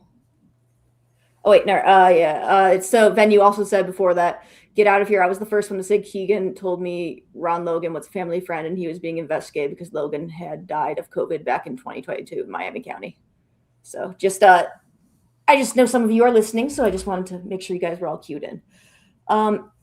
Yeah. All right. I need a word for Quester. Can someone volunteer a word, please, before we leave? Well, first, Quester, do you have more to talk about with this timeline? No, I think we've covered it. Okay. I've got to do more digging into it, obviously, to try and find the others. But so I think that'll probably carry on at a different on another live. Okay. Apparently, Abby was staying with her grandfather at the Best Western in Brandywine, Monticello. Yeah, that was the weekend. That was the Saturday before. Chris, is that the word you want Quester to say? Or shenanigans? Are you just saying, yeah. Shenanigans, yeah. Say shenanigans, Quester. Say it in a lot of different ways. Now say it like you're from a different part of your country. Shenanigans. He said say shenanigans in a sentence. Yes. Give us a sentence. I'll not be putting up with these shenanigans no more. Wow, that was great. Wow. Thank you, Quester. I appreciate that. Love it. That was special. Truly. Oh, okay, One guys. more Well, time. we're going to leave it here for now. We have more work to do, as you can see, but we brought it all back around full circle with all these people out there on the bridge that day and all the cars coming and going, and the fact that the jury was completely kept in the dark on all of it. And it doesn't even appear that the state even kept track of it all, because it's all a big conundrum. And like all Yeah, of no, said, they were playing Tetris with the cars and the times and hoping that nobody would pay attention. don't knock my favorite game, Tetris. Here, it is. You know the story behind Tetris. I shouldn't go into this. It was a Russian man who made it. He was just playing with shapes one day. He didn't get any rights to it. It's kind of a sad story, to be honest. There's a really cool documentary about it. Go check it out, guys. Yeah, Tetris. Love it. All right, guys. Love you. Thanks for being here. We will see you next week. I'm probably going to be live tomorrow on this Toledo case that we're working on. There's like 13 kids that have gone missing in a very short period of time. There's a lot of news coverage about sex trafficking going on there. And, Ooh. you know, Ohio is landing on the map in the worst way possible here in the last, the last like 3 months, between the Tepe case, the case out of Tip County, the Haley Busby case, and now the Madison Fields case, and now this case out of Toledo. Oh, and then don't forget the woman who was just arrested up in Cleveland for, I believe, unaliving her two daughters, her 14-year-old and her 8-year-old, and stuffing them in suitcases and leaving them in a park. Do you think that we could sign off on the show by playing the unofficial Cleveland tourism song? No. Gosh darn it. I'm not prepared for One of that. my favorites. Chris? By the way, heard it? Amy. Yes. You Amy. heard it? Yes. Oh my God. Loved it. Yes, question. Amy? Like fun. Yes. When the live finishes, stay in the chat for a moment. There's something to tell you. Okay. I'm staying around too then. Okay. Person in chat, you know who you are. We were texting during the show. I need you to text me. I have Give us some a questions. contact. We love you. All right, guys. We'll see you next week. Hit that like and share on your way out the door, please. Bye, guys. And put a comment at the bottom whenever. It helps with